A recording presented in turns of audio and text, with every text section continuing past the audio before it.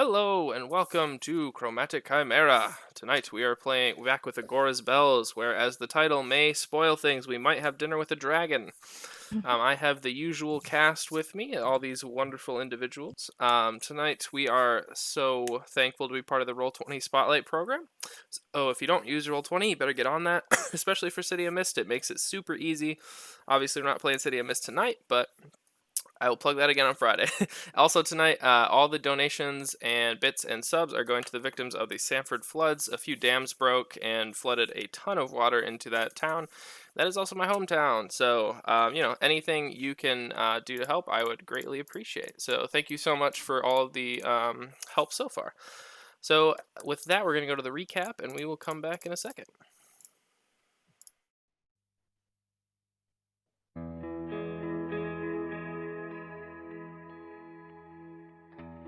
Hey, Emma.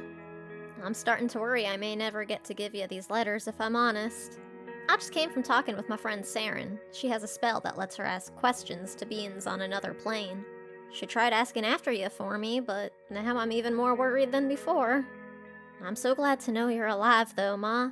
I'm with Da in King Jax's hometown now, and I don't know if I'd have been able to tell him otherwise myself. He really misses you. I do too.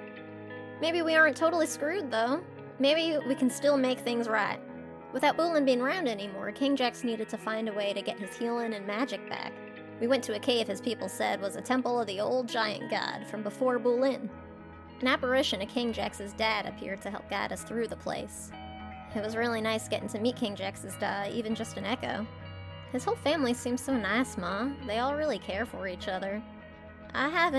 I've never seen a family this close in that way. Is this what we could have been like? It would have been nice. But I know it's not your fault. If anything, it's mine for leaving. Anyway, we had to make it through some tasks for this old god, some trick rooms and fighting giant ghosts. But when we finally made it through everything, we found out it's all a lie, Ma. There is no old god of the giants. The god everybody thought they worshipped for centuries was God's damn Tiamat. She's been reborn as a new dragon, a baby, and these creepy dragonborn that we've seen before were there taking care of her. They offered King Jax powers from her instead of Bolin, and he said yes. I'm worried for King Jax, Ma. He's gotta be in a lot of pain right now between Bolin dying and his becoming an undead ill-fated. I want him to make better decisions than I have. Than I do. But I got no right saying anything against his new oath, considering this mark I got on my own arm. Which I'm getting a little worried about since seeing Amroth again, not gonna lie. Amroth told me he met Nock like a year ago. Took a favor for a favor to save his life. Like I did. But the favor he had to pay was Nock asking Amroth to show me to him. What the fuck is Nock's deal? Why me? Why go through all that effort? We have way too many questions and never enough answers, Ma. I wish you were here. It always seemed like you had all the answers, at least to me. Gods damn it, I'm gonna find you. We're gonna avenge Bulin and Bryn's family. We'll save Breezy and Cal too, and then I'm gonna make Thunder pay for everything. She'll wish she never left hell. Stay strong, Ma. We're getting closer. Love always. Your little moonbeam.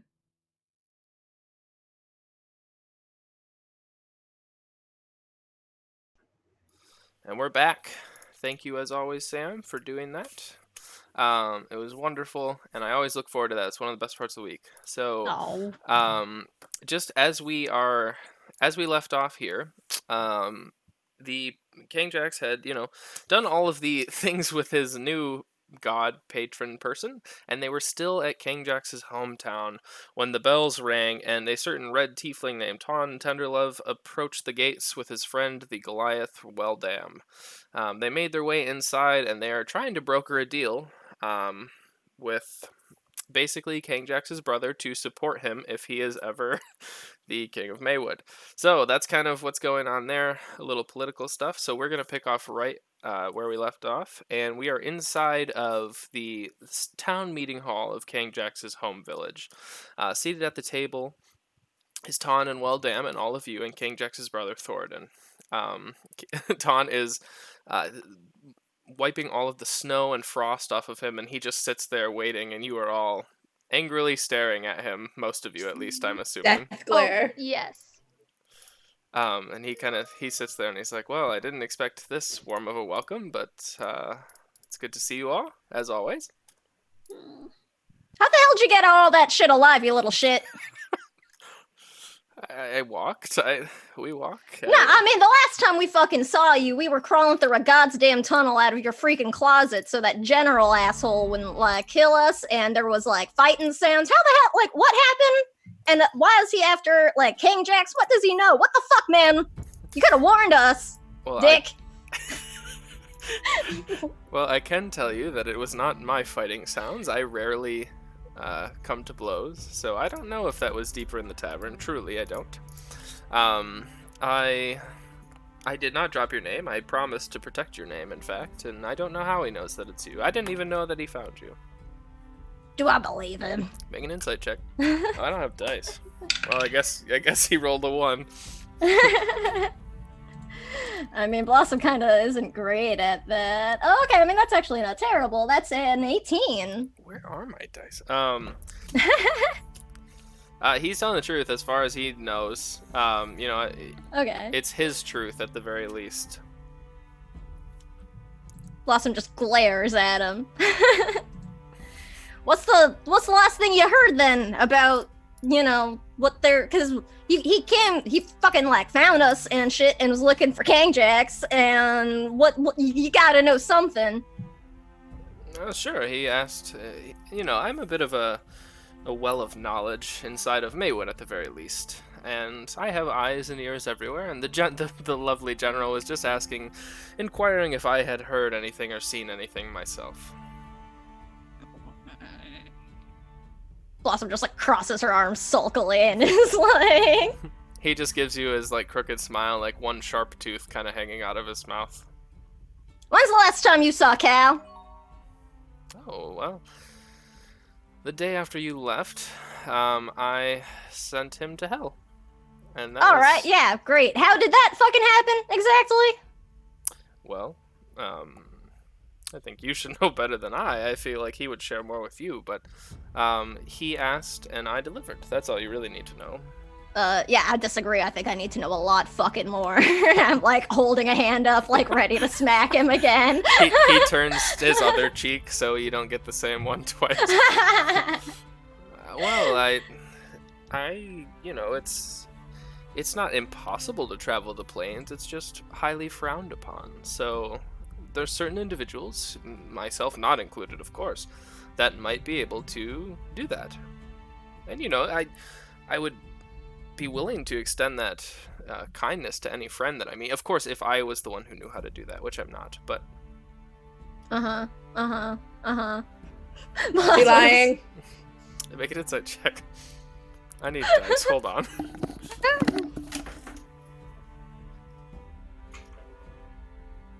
Blossom's just glowering at him, like the angry purring sound in the back of her throat, just really low. K-Dex just... Oh, it's Ton's mini. Look at that. I feel like Adrian is giving off like bodyguard / mama bear vibes right now. Blossom's just belligerent, y'all. Do not mess with her ducklings. I'm... Mama bear has her ducklings. Ducklings, quack, I quack. am confusion. Saren's just kind of standing there like, hey.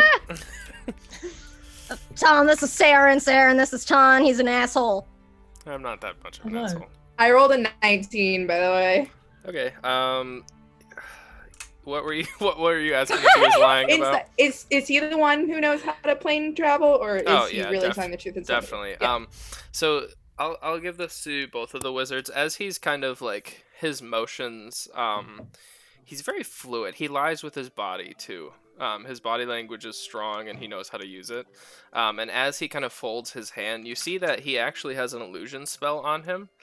And that one of his fingers actually has a ring on it. He kind of drops the illusion for an accident and then kind of tucks it back into his cloak. And you can ascertain that one of these rings might be useful in shifting planes. I hate this person so much. Yeah, that's fair. Blossom just sort of glowers, but she'll like angrily sit down and just drink. Like she just pulls out her flask and is glaring at Tom, like just kind of waiting for an excuse to hit him again. She'll be like, all right, so you're here for some kind of fucking business with King Jax, right, dick? Well, yes, I'm sure he told all of you, right, that he's supporting my quest to become the King of Maywood, and he kind of claps King Jax on the shoulder. Well, I'm sorry? We had that agreement. Death glare intensifies. But then, I kind of became a fugitive in the very city you're trying to take over, so it's really hard to stage a revolution when you're already wanted by the police. That is true, I hadn't thought of that. Perhaps we just kill them all. Well, we can't just go and kill everybody. It was just a joke, King Jax. It was just a joke. Not a murder. Ton, you're walking on very thin ice right now. Now's not time for joking. And this is King Jax saying that. Ashes his blunt over Ton's head. He takes no fire damage. You've really changed, King Jax. Well, yeah, I've changed because I got screwed over by bingo boppers like you. He takes a pause, clearly not knowing everything that has happened since you've last seen him. And you can see like the cogs in his head working quickly to like find a way out of this, as he quickly realizes that he is not connected to his network of people right now. And he's like, "Look, we could probably work something else out. How about we just forget about this?" I'm gonna pick him up by the scruff of his shirt. You do. The only thing we're gonna be working out is your public execution. If you don't start thinking a little harder, I'm gonna shove him up against the wall. He looks over the shoulder. Are none of you gonna stop this? And I'm gonna, when he starts talking, just hand over mouth. I'm doing the talking now. You're done with words, Mr. Ton. King Jax? King Jax. I'm really okay with how this is going. I was going to say, no, this seems interesting. I've never seen him like this. Let him talk. What is it, Adrian? You know he's the worst. I know, but don't do anything you're gonna regret. And I'm gonna look back over at him. Just give him like a real good vampire stare. Flash the fangs a little bit. Make an intimidation check.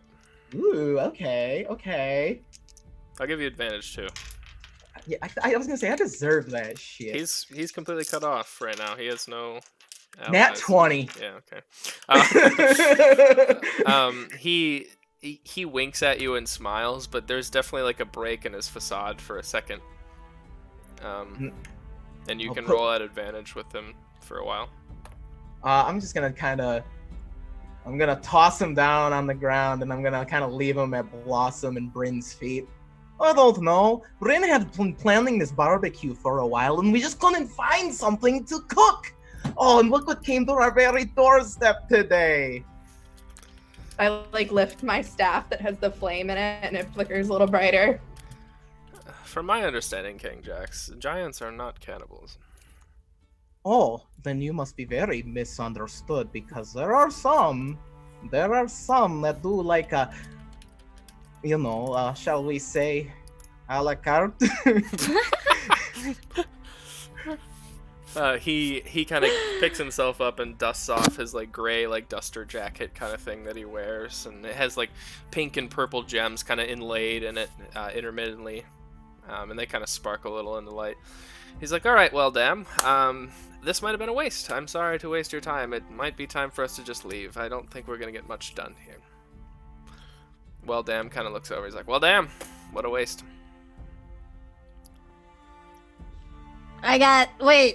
Shit, I remember. Hang on. And Blossom just starts rummaging around in her bag for like a moment. I got another fucking question for you. Don't move, you dick. And she'll start unfolding the portable hole. I'll go in and I'll pull out the like covered painting, which is like really big, right? So I imagine she comes out with just this big painting, and she's just like cat legs with like a covered canvas. She'll be like, "What the fuck do you know about this, you assholes?" And I'll like peek a little bit to see what's on it, and then I'll uncover it because this thing freaks me out. It's a blank canvas right Alright. And he I'll- looks at it. He's like, "Hey, you're taking up art. I don't That's know. great." If it can predict murder, it might be predicting taunts. Right? I was half expecting that, to be honest. I'll turn it around and I'll point out the symbol of the Watchers that I found on it. And I'll be like, I'm pretty sure this is your fucking calling card, right? Well, sure, but it doesn't mean that I'm in charge of everyone. It's a vast network of spies that you would never believe. You know, you're inclined, and he looks at your knock mark. I think for a moment about hitting him again just because I can. And it feels good.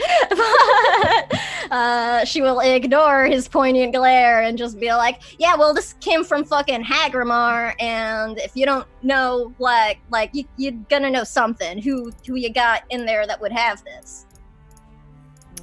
Can I examine it for a moment? I'll pass it over. He smiles sweetly and begins casting Identify on it for himself. It's very interesting. I could pay you a little bit to take it off your hands. Yeah, I don't know about that. Can't blame me for trying. Are you familiar? I mean, I'm gonna. Are you familiar with the event called Jason's Folly that occurred in Hagramar many years ago? Am I? I'd say probably Blossom and Saren are, just from spending time in Hagramar. Jason's Folly was the only recorded attempt to contact Agora by a cultist since she was banished. And it actually opened up a void portal inside of Hagramar and destroyed an entire district of the town. And that's called Jason's Folly. Jason Herrick was the mage who did it. Okay. Was the district that was destroyed, was that the weirdo one that we found it in? Yeah. Okay. So yeah, you two All probably right. know about that just from spending time there. People kind of talk about it, so. Okay. I'll relay the information to the party. Just that was some assholes tried to bring Agora back or whatever. It fucked up the town. That's where we found this, actually. So not unlike what we recently kind of went through with the horsemen and all. I mean, maybe. I don't know that much. Well, anyways, that is kind of the building block for my story, is that I made my own folly, you could say. I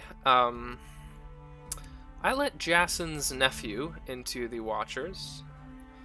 And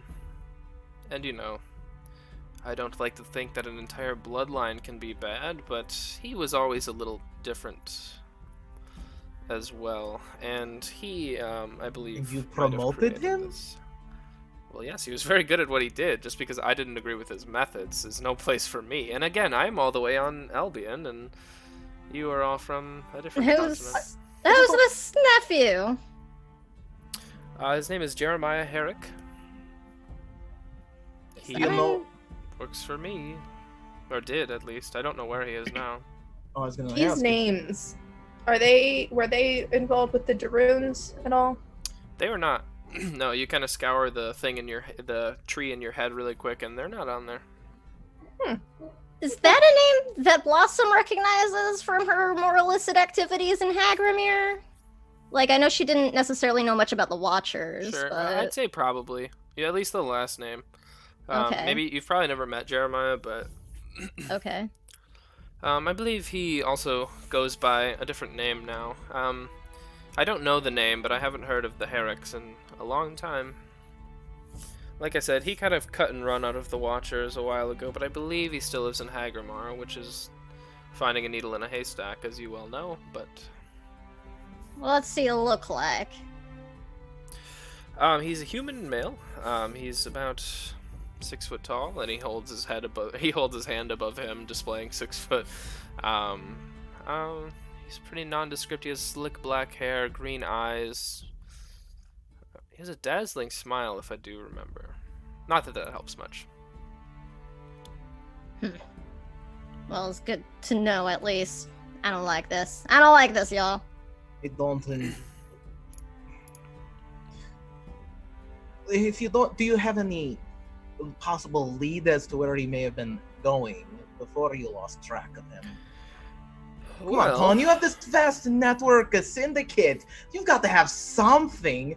I'm really trying to challenge, like, make him really proud. Be like, yeah, I do have something. And I'm gonna tell you. I'll say because of your intimidation check, he kind of takes the bait. Okay. He's like, all right, fine. I saw him leave on a ship. One of Did you my say it was- spies went with him. It landed on the island of Glittergold, and that's all I know. Is That Glitter son Gold of by a bitch. Tolos? What? Sorry. Is Glitter Gold in Tolos? It is a separate island, but it's nearby. Yes. But it's like in the same like.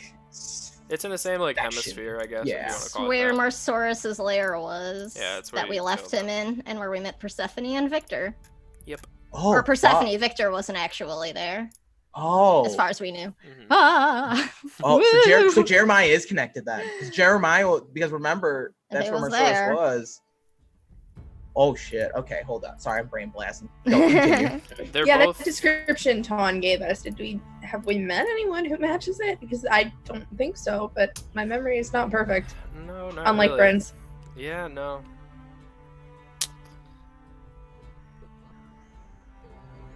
He always loved to travel, and I think that he finally just got tired of lying and stealing.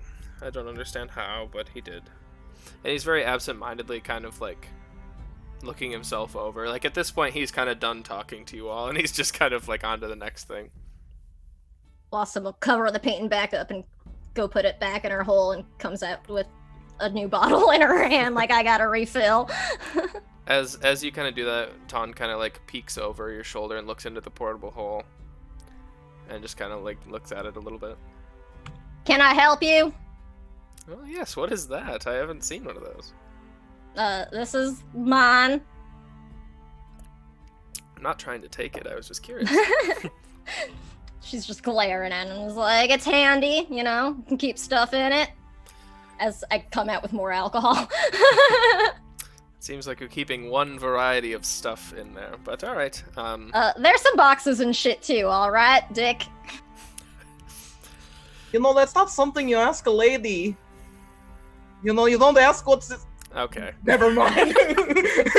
I realized it. I was like, wait a minute.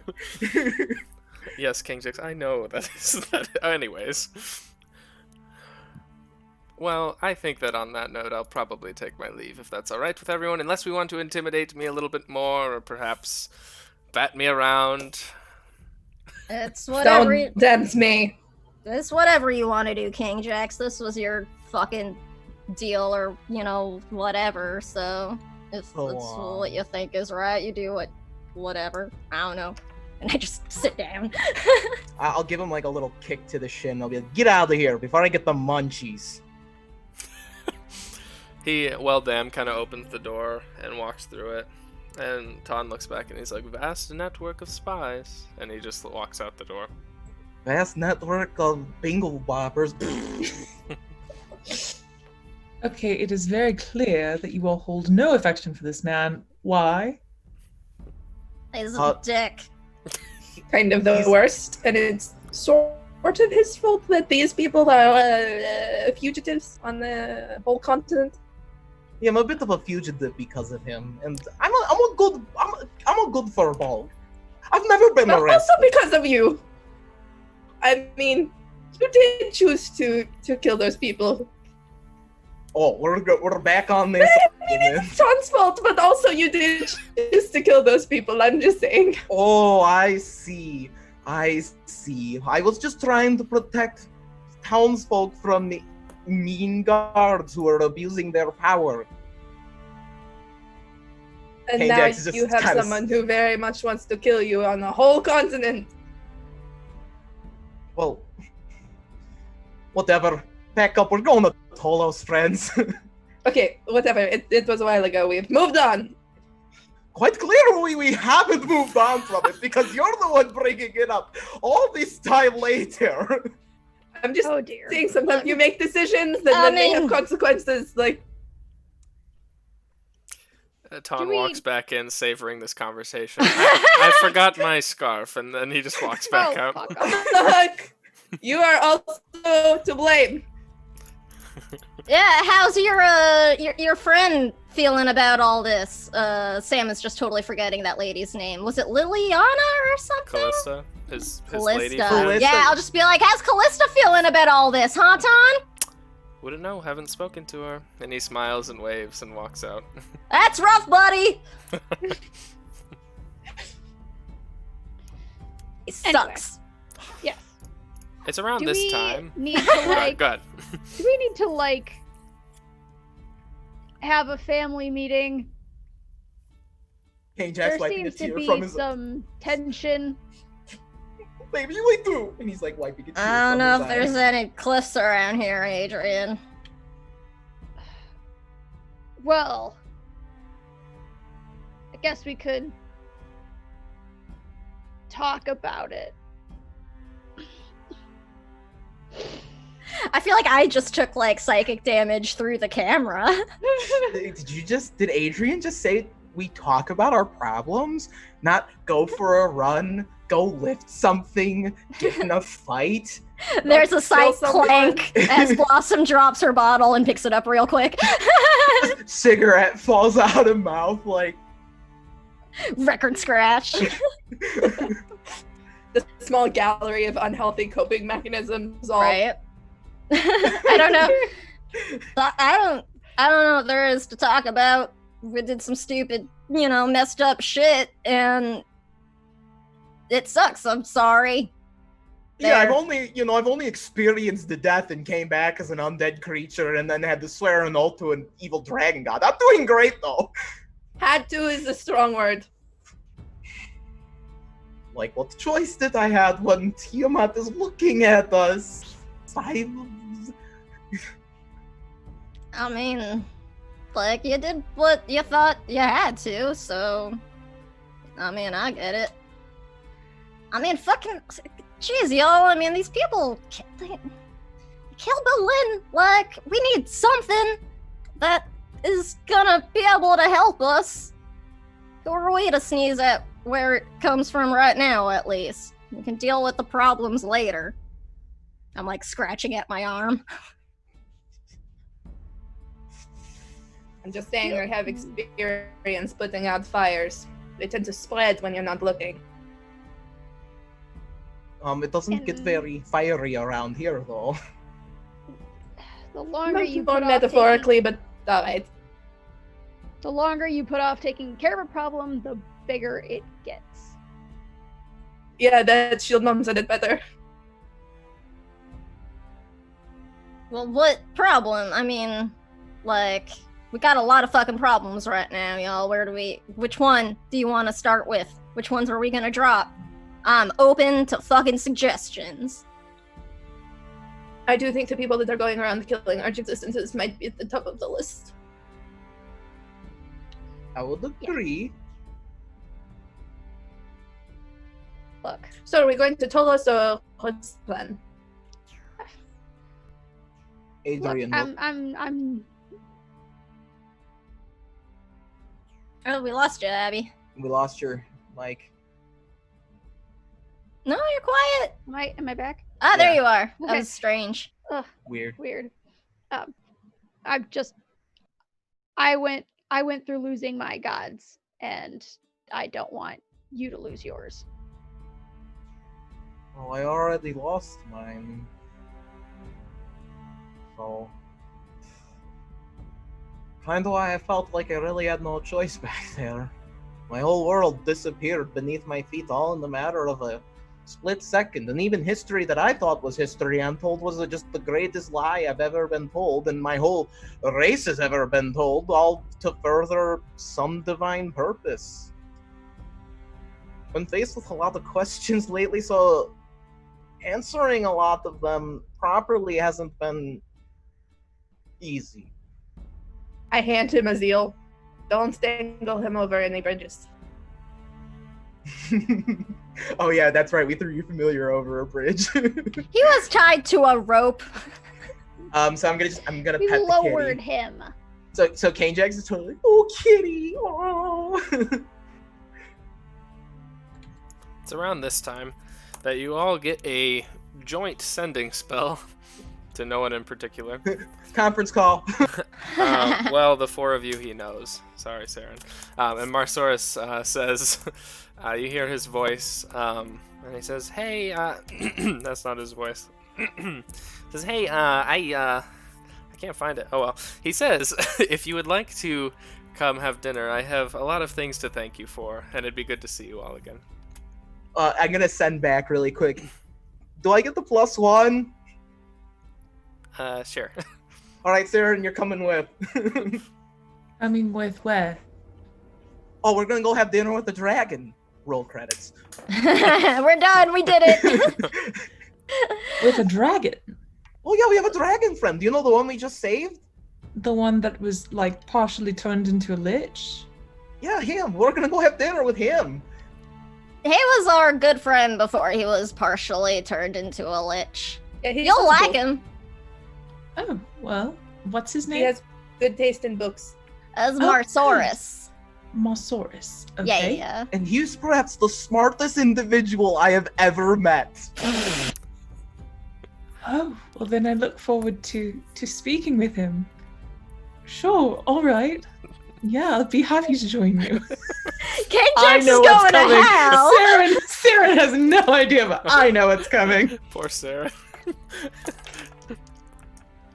This is why I hate practical jokes in real life. It's so mean. But King-Jax genuinely thinks Marsaurus is smart. That's the sad part. Yeah. I mean, he's Like, it's me. I I'm mean, playing he's a still joke. smarter than us, probably, to be fair. He's To be fair, I wise. think that Oh, that's between right. King-Jax, Blossom, and Adrian, we have like the intelligence of like A an monkey? AP student in high school. I mean, like, yeah, like, That's my pretty is good. 13. It's okay. Yeah, I got a bod. Student between the three of us. like, meta, yeah, I'm goofing on Kate, but, like, in-game, King-Jax thinks Marsaurus is really smart. Saren is in for so much disappointment. I'm so excited. Blossom will just check, like, where he wants us to go, because we know he's got the caved-in lair, and we left him in Sharnwick, and he's got another one, so who knows where he is right now. I'm back at the chapters. So the first place we met. Do you Alright, need me to come get you, or?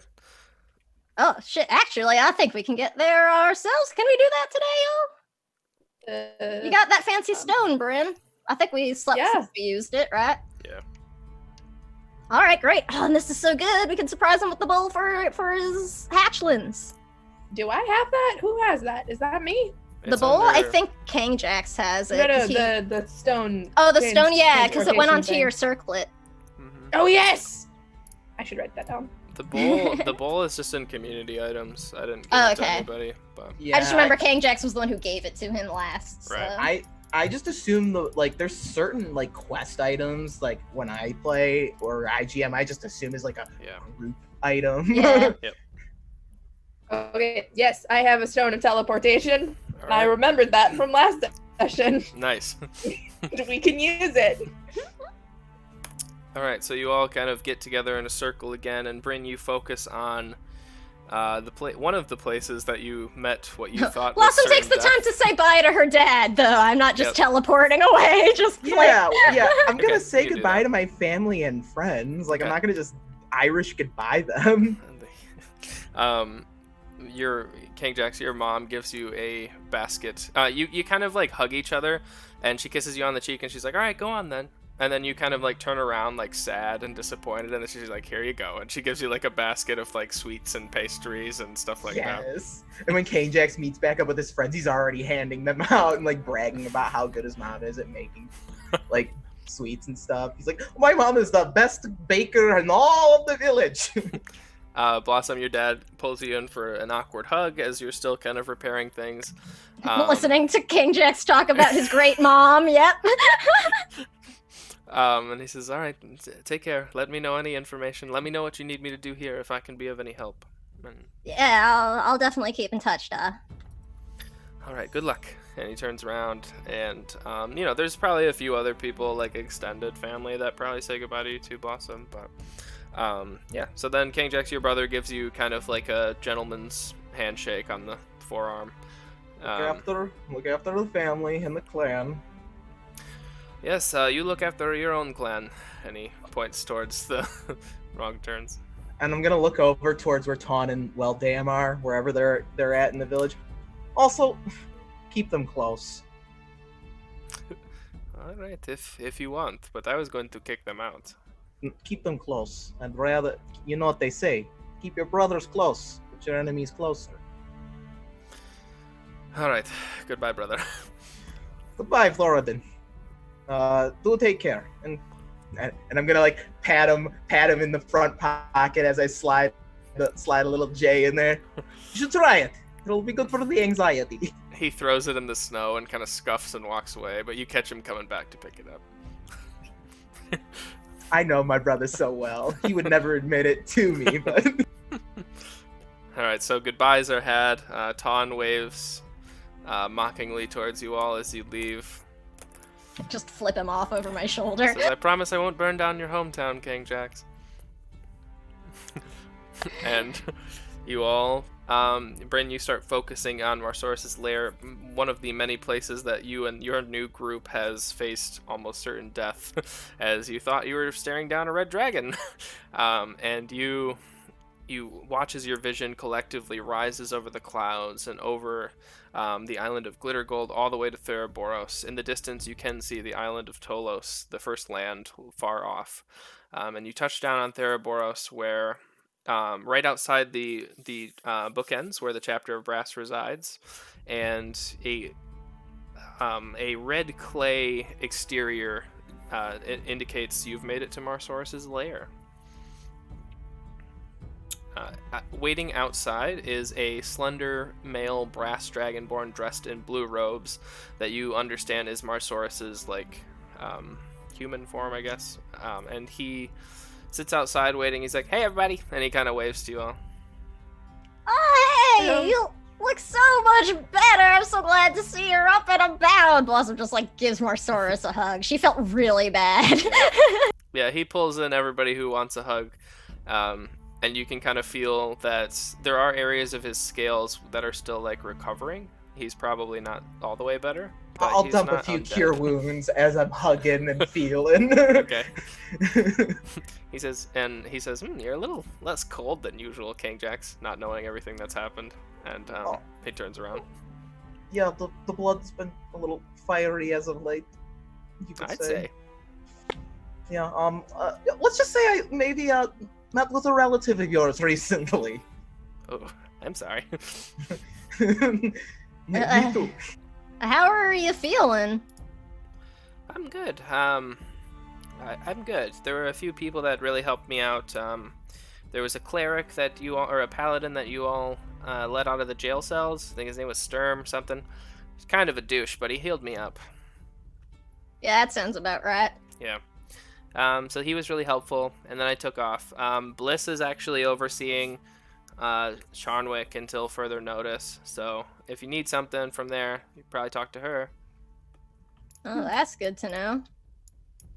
How much of, I mean, if it's not too sore subject, how much of, everything do you remember?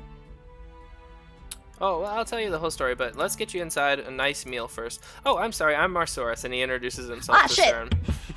Oh, a pleasure to meet you, Marsaurus. My name is Saren. Lovely name, and he turns around and he just kind of half walks in.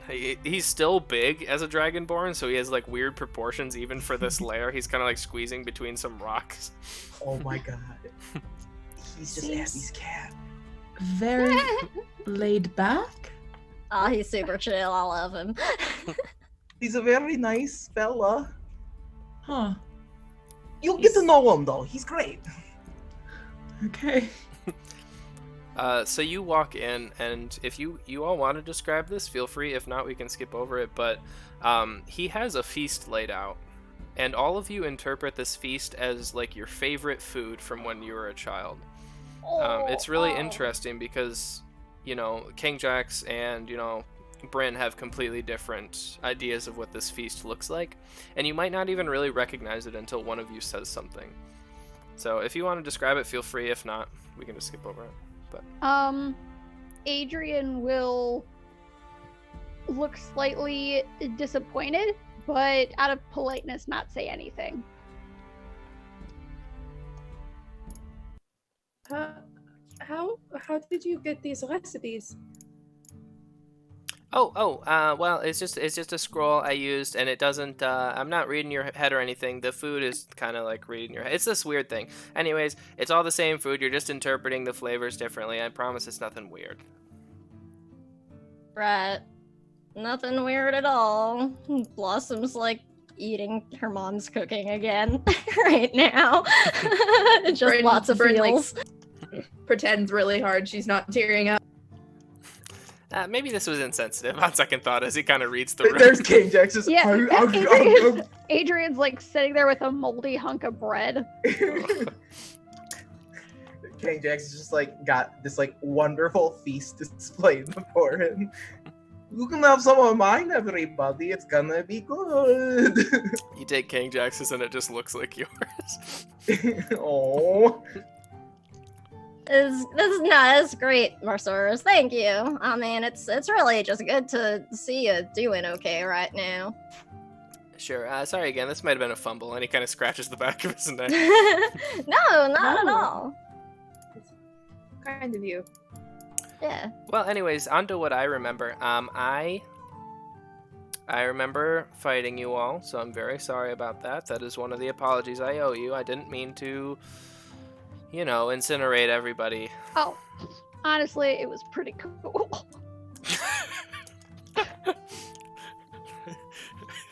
Okay, well, I'm glad that you feel that way. Maybe it's the first dragon you fought. Who knows? I hope it's your last. I can say that.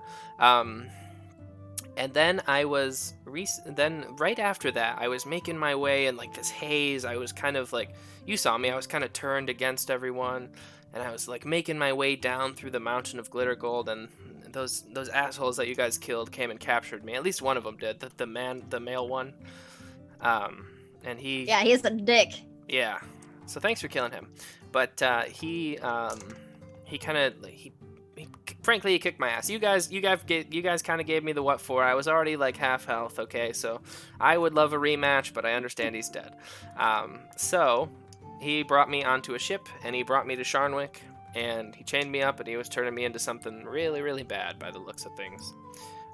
There was another like old like wrinkly man who was kind of conducting like lathering me with like potions and oils, and he was definitely turning me undead to an extent. So Yeah, I kind of understand the thing about being undead to an extent. Yeah. I don't know what that means, but okay. Well, we're just happy to see you're okay. I'm happy to see you all. Real sorry we had to like cave in your lair. We didn't know what to do and wanted to, come get you, but they got you first, I guess. I'm real sorry. Oh, it's okay. It was a vacation home. Right. I mean, sure. I guess we do have a bit of a present for you, though, right, y'all? I mean, the thing we used to help you out, I think it might be able to help your hatchlings. He gets like a big grin on his face. He's like, so you found something. You did it. I mean, it's what we used to bring you back. We can only do like one at a time, though, but I don't know, y'all. I could kind of use a little bit of a rest after that. Maybe we can spend a couple of days helping Marsaurus out. I would not be a... Whoa. You were a robot Bryn there for a sec. We crossed into a steam church for a minute. Oh, let's not do that again. Last time that did not go well. Yeah, Marsaurus says, yeah, I mean, you're all welcome to stay as long as you want. The bookends isn't far either. You guys could just go to your house. But How again, far feel is it free. actually? It's like 20 minutes away. Oh, okay. I was thinking it was still like half a day or something like that. King Jax is that lazy stoner who knows his house is 20 minutes away, but it's gonna just crash Marsaurus's. Blossom would probably actually want to go home just to make sure Pearl got there okay, because they had come on back by themselves. Yeah. Okay, well, so dinner wasn't a huge hit, and he kind of looks around and like people are kind of like having different experiences. And he kind of like cleans his hands a little bit, and the dinner kind of vanishes. He's like, let's try something different, and he goes over to like this like cookbook that he has essentially, and he starts muttering a few words, and this delicious dessert appears. It's like pudding and cakes and just pretty much way too many sweets. And he's like, okay, I think I overdid it a little bit. Anyways, feel free. I hope this is a little more like. Yeah. Nah, this is great. Thank you. Mm-hmm. Nom nom nom nom. Hum num num. So I did want to say a few things while I have your attention. There's I mentioned the old guy who was kind of turning me undead. He was not a nice fellow, I could tell you that. And he was muttering about several things that I think you might be interested in. Like what? He kept muttering about his work on other dragons in other continents, so I doubt that I'm the first one. He mentioned the continent of Tolos, and it's, as you probably all know, it's the first lands. It was the first continent created, and that a lot of dragons still live there because they feel like it's their home. I mean, I know some of us moved to Dragonspire when we all united, but... And I don't want to say that some of my kin are evil, but I don't know what's happening there. If he can control me as a dragon, then I wouldn't put it past him to control even more powerful dragons than me. I mean, that definitely seems something of a concern worth checking out. Did We barely got away from just one, Marsaurus, so... That's fair. Did you get to the bottom of that? Are they all gone now, or are there still more of that family around? Oh, there's still more. Lots of them. Okay. And they got some help. He looks like kind of sweetly at all of you, and he's like, well, you've got some help too. And he kind of picks himself up a little bit. And he's feeling a little stronger and kind of emboldened by what they did to him. And he says, well, I can't help but think that maybe they're the reason that my babies are sick too. I think that stands to reason. They've been kind of going around making that rose thing happen to lots of people, and I just sort of look at Adrian and Bryn.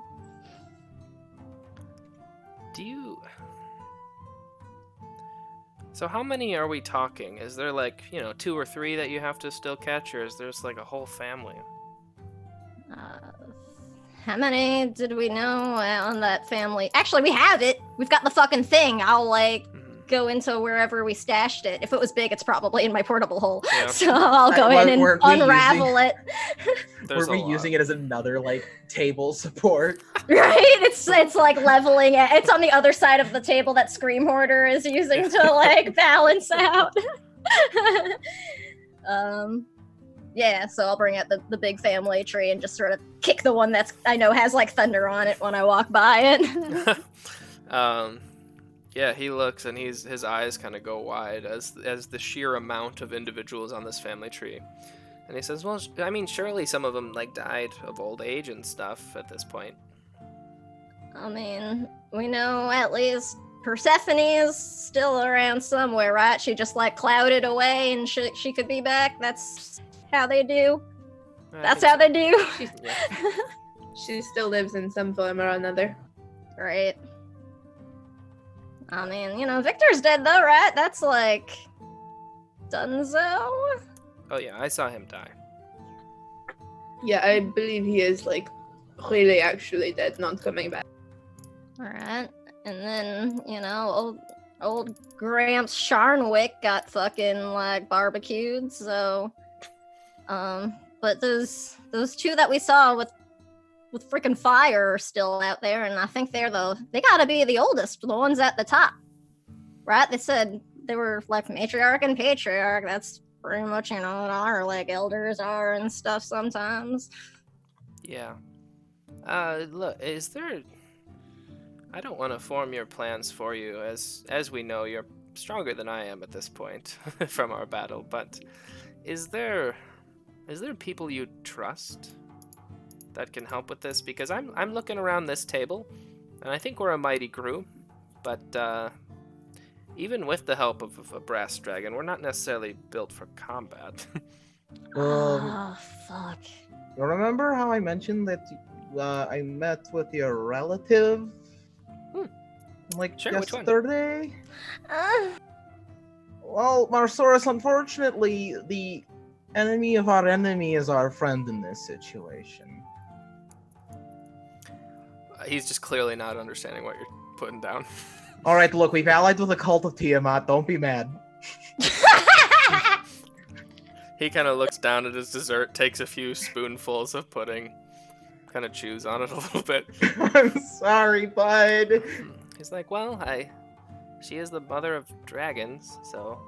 Look, Marsaurus, it wasn't anything against you, but as you said, we need more firepower behind us. Yeah, I mean, I don't blame you. I mean... Shit, Sam had something and it's gone now. Fuck! Somebody back me up here. Ah, help me! Damn it, what the hell was I gonna say? Look, I don't blame you, and I think it's good to secure allies, but I was more talking anyone that we can actually trust. I know she man. might help you, but... It's actually a bit of a concern. And I'll pull out another tapestry with the map. Oh, jeez, we're just going wild. Yeah, sorry, Marsaurus. It's a bummer of a dinner. We're giving the equivalent of a slideshow presentation. Yeah. Now, if you'll see here. Now, Exhibit A, and I'll point, like, when I pull it out, though, I'll point to where the chapters are with, like, the flag decks, and I'll just be like, I don't know who we can fucking trust anymore, man. Can I use prestidigitation as a laser pointer? Yeah. Yes, you can. Yes. A working dinner. But is Azil gonna be, like, chasing it now across the table? Yes, he will. As Azil kind of pops out, AJ kind of pops out of the bag too, and he kind of toddles across the table, and Marsaurus kind of looks down, and he's like, you've got a few new friends. Yeah, there's that too. Hi, little one, and he kind of touches him with his claw, and AJ kind of climbs up his arm a little bit. I want it on the record that Bryn has decided to adopt this dragon and is determined to love him enough to save the world. I'm okay with this. That's fair. Hey, actually, Marsaurus, I don't want to, like, imply all dragons know each other or anything like that, but are you familiar at all with the name Azor Bale? No, I can't say I am. Huh. We found it in a book. Do we still have that book, or did it, like, ghost away like the lady y'all said, like, gave it to you? Because, that was fucking weird. I think I still have it. You do have it. Yeah, I still have it.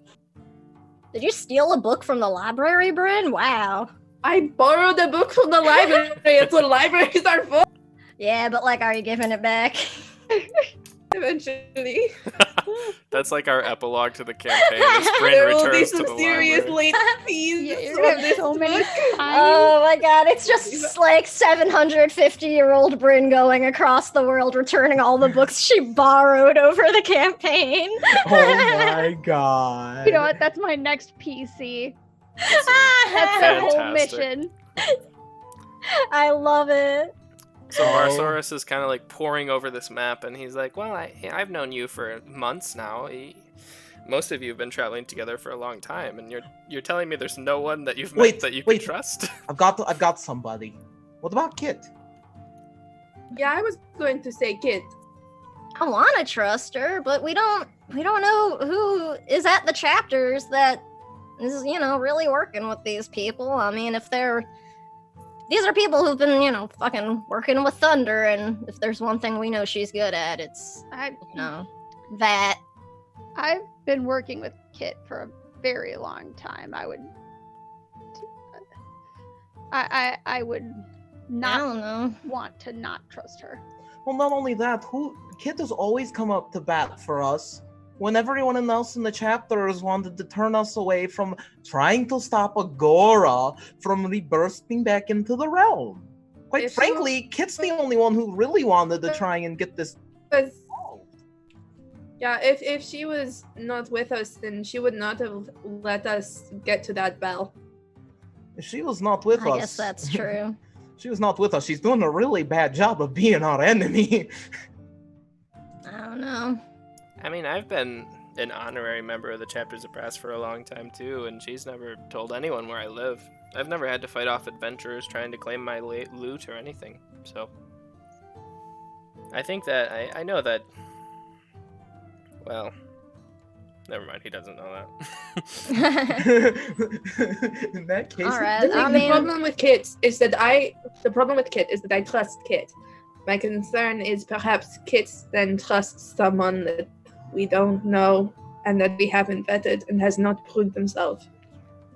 She's really good at keeping secrets. I mean, I guess we haven't really had like a chance to talk with her for real about everything, so maybe it'll be worth it now. Do you want me to invite her over? Oh shit. Oh, what the heck? What's another one? Sure. Blossom, get the good wine out. That's all I got, man. Call. Perhaps while Kit is on her way, we can tend to your hatchling. Yeah. Yeah, that'd be great. Okay, I'll send her a message, and I'll meet you down there. So, Marsaurus' lair is not big. There's like a big entry area where you're all at that has kind of been turned into like a dining room, but is typically a room with like velvet couches and very beautiful artwork around the interior. There's a very small kitchen area with a makeshift sink and things like that. And then there is another like sitting room off to the side, but it's more of a library where there's books and shelves and things. And then he has 2 bedrooms, one where he keeps his like stereotypical dragon loot, and he sleeps on piles and things like that. And then there's another one where he has let all of you sleep before. And then there's another room to the side on the left of the wall that is completely covered in a rock slab door, and this is the door he keeps his hatchlings behind because they are very aggressive and try to kill him. So he walks down and he kind of knocks on the rock a little bit, and they're both like, they're significantly bigger than the last time you saw them, and they're both breathing fire at the door. He's like, oh yeah, they kind of learned breath while I was away. Oh. We just filled the bowl and put it out, and will they just drink from it then? Oh yeah, I mean, I give them food and water. Yeah, okay, that seems like the best plan to do this without getting roasted. Okay, what are their names? Hold on. I mean, if we want to like make sure they get it, I can try and I'll like make my weird cat ghost hand, my mage hand, show up and be like, I can just kind of try to, because it's only gonna help like one of them if they're fighting over it. I don't know. Yeah, I mean, if you can mage send it into their cage, so we can stay back, and then I don't know. Once one of them is cured, we will get them out somehow. Come back I tomorrow. think they will be able to fly. I mean, I think it took like a little time. I think, right? Or can we like put them to sleep or something? You one of you like magic-y types got something that'll help them like chill out? Then we can at least separate them. I'd hate for them to like, I don't know, recontaminate each other. I don't know how this works. I mean, I can put one in a hamster bowl. That could work, at least for keeping them like separated. I got nothing. This is it, and my hand like waves. Actually, you know what? I just remembered brass dragons have sleep breath, so I can just do it. Oh, nice. Oh, it's alright. You've been through a lot, man. Yeah. Let's see if this old trick works. And he kind of dusts off his palms, and it's like, all right, step back. And you watch as his form kind of twists and contorts into a somewhere between a young and an adult brass dragon. He's not huge, but he's definitely bigger than like a wormling. And he's probably like, 3 times the size of one of you. So he sits there, and he has even in this form, he has blue eyes, and that kind of signifies him as opposed to other dragons. And he does just kind of like cautiously lean in and just slowly put them to sleep with his breath, and you watch as they just kind of eventually go to bed peacefully, calmly. Right. I take the bowl, fill it with some water, go in, pick the one that's closest, and pour it into its mouth. Okay. You walk up, and this is probably the only experience you'll ever have besides AJ of opening a dragon's mouth and pouring water down of it. But you do so, and you wait like 5 minutes or so, and you see like her eyes kind of flicker open, and she kind of gets up on all fours, and she does kind of lunge at you at first, but then she sees her dad behind her just because she's scared. And he drops into like his dragonborn form, and he says, "Libel, are you okay?" And she looks up and she's like, "Yeah, I think I'm okay." And she runs up and they just hug each other really quick, and they like have the crying moment, you know. Okay, we should go inside and close this before the other one wakes up. Yes, thank you. And he's like trying to say thank you between tears, but it's just a really emotional moment for him because this has been like a long time that this has been going on, so. Yeah, like I think we'll probably hand with locking everything up while he deals with that. Yeah. As we'll inobtrusively let as them have their moment. possible, yeah.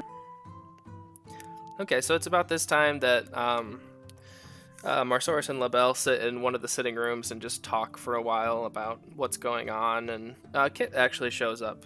The drow woman with glowing pink pupilless eyes, long white hair down to her waist. She is dressed for combat as she typically is. She has both of her fancy cutlasses on her side, long black boots, and that's about it. And she walks in. She's like, "Oh, it's good to see you've all returned. I can't say that I am surprised, though." Hey, well, thanks for the vote of confidence. Nice to see you, Kit. Yes, you too. Is Marsaurus okay? I got a weird message. I think he's doing better right now. She kind of looks over into the other sitting room and sees his daughter. And he's like, "Oh, you've all done a very good thing." And she takes off her boots slowly and just sits down at the table. Yeah, there's plenty of dessert.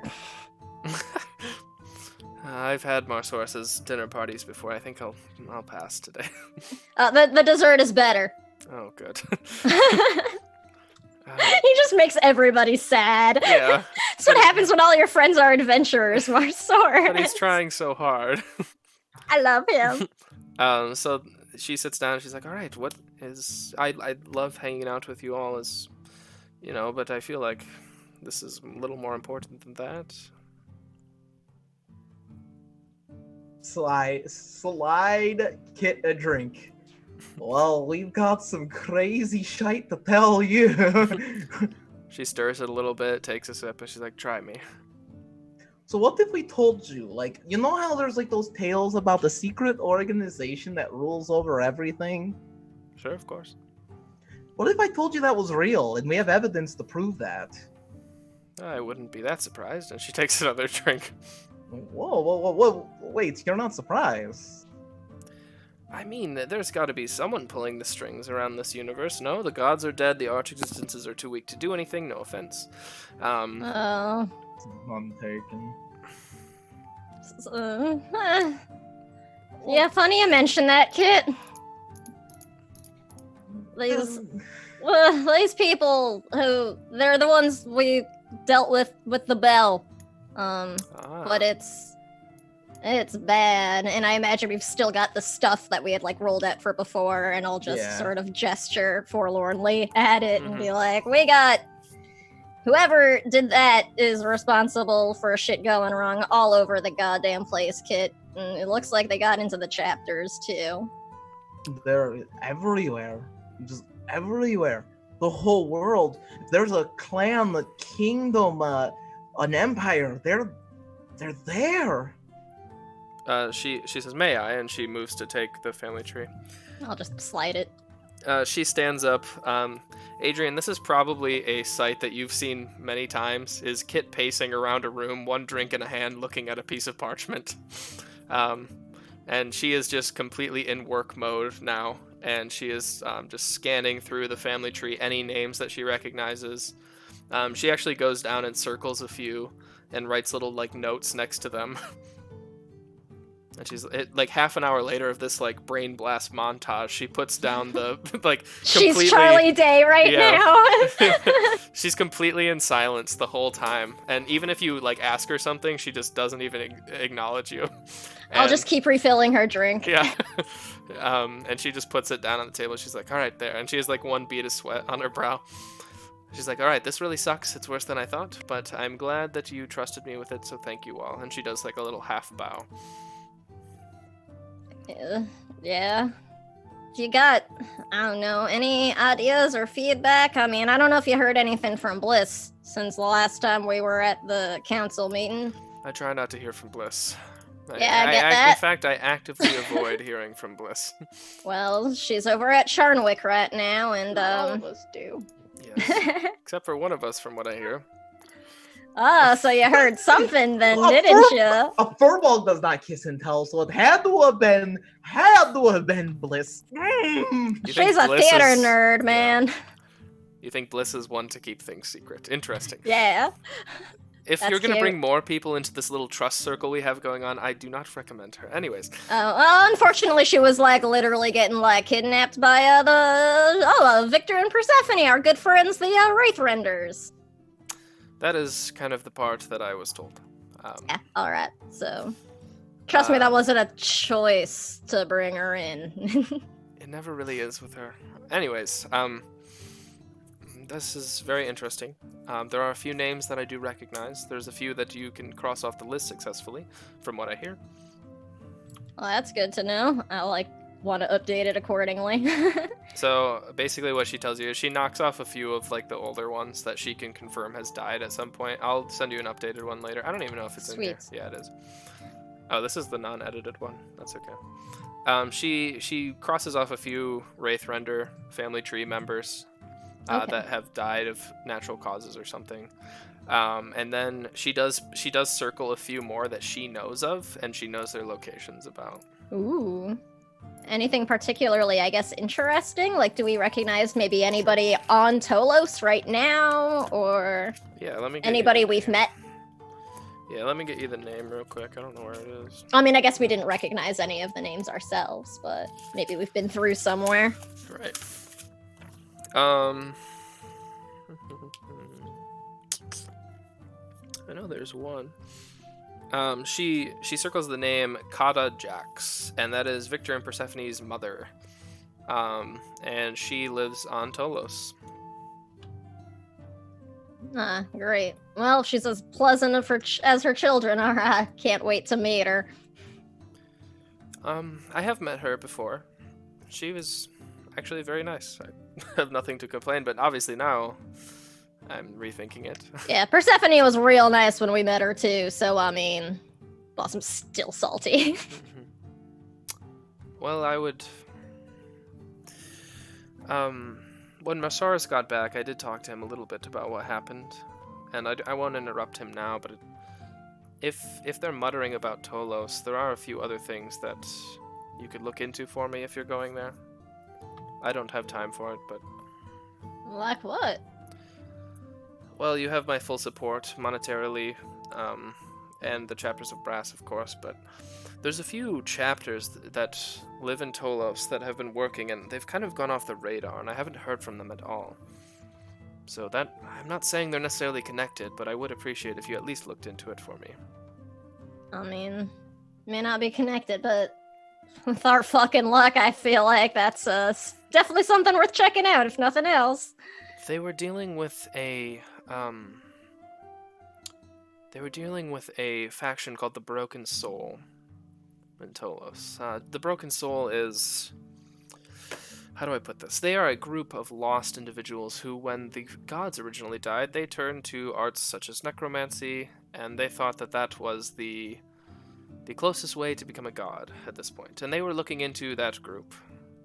And they live in Tolos, and they have these rumors that they can speak to people who are long dead without their body or anything like that. I understand, she points to Kangjax, that clerics can sometimes speak with the dead if they have a corpse, but these people can do it without that, through generations, through time. Anyone you ever want to talk to who has passed on, they claim to be able to talk to them. Oh. And quite frankly, and she looks around, kind of gaining trust with you all, just judging the room. She's like, I don't care about necromancy. I don't find it bad, but I do find that this is kind of tampering with fate to a point. I do not care if you want to talk to the dead or even bring them back. In fact, I've been revived a few times myself, but I do feel like this is a little different, no? Anyways, you'll figure it out. Sounds like it's some kind of like totally different kind of magic, so that is strange for sure. Yes, and I can't help but think they're connected with the skeletal dragon. She That would points to make sense. Marsaurus. Yeah, I mean, that's definitely worth checking out. Do you know where in Tolos, like, these other chapters were starting their search? What were they called? Like, who should we be looking for? I'll find their name in a second, but they were in the town of Coupe de Lane. Coupe de Lane is a city where it is ruled by one of the last known confirmed Empyreans of the old gods, a child of the old gods. Whoa, badass. And I think there's...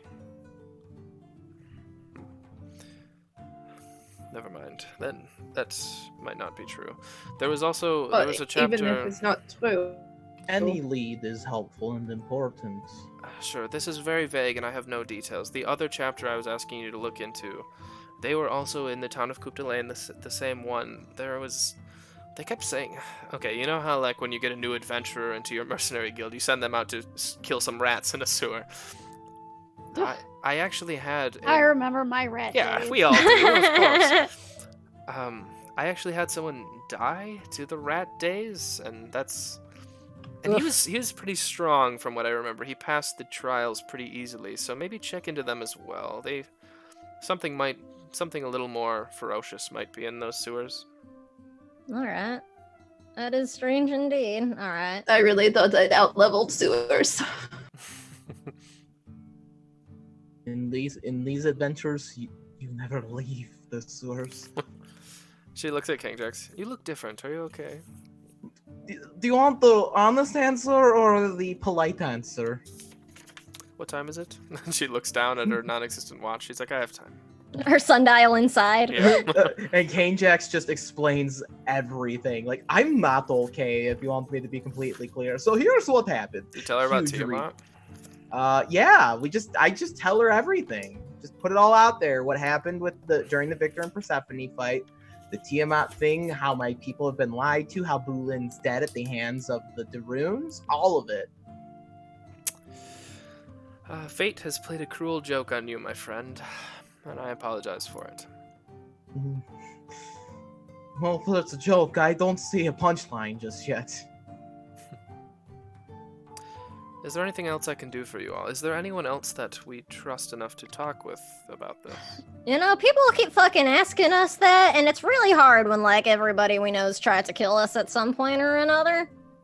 Even Marsaurus. I mean, I could speak to my mentor. It could be helpful. Mr. Kengu. Yeah, I mean, we know for a fact the weave was infiltrated too. I mean, you could probably give him some information. Oh wait, no, I guess you got to fill him in about everything since the bell. Never mind. Yes. What about I can't remember when I am anymore. speaking of the weave? This is a good point. If we could trust Saren's mentor, what about the Arcrilius? I got his name right. Fuck yes. We don't really know him though. Well, Is he I part mean, of the- they were like pretty cool about taking in Felicity. Yeah. That is Felicity, yeah, right. They're like training her now. Yep. Is this Yeah, that's Arcrelius person part of the clue. weave? Yeah, they're... Do I know this person? Yeah, they reside in Albion? Yeah, they're in in Maywood, aren't they? Yeah, they were yeah. in Maywood. Yep.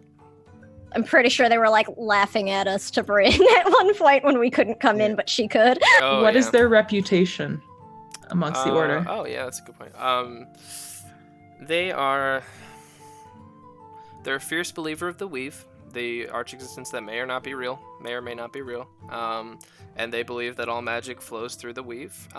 The wrong turns have probably filled you in at this point that like the weave was weakening. I think you know that too. I forget what everyone knows, but they are a little like outlandish in the way they go about things, but they're reputable.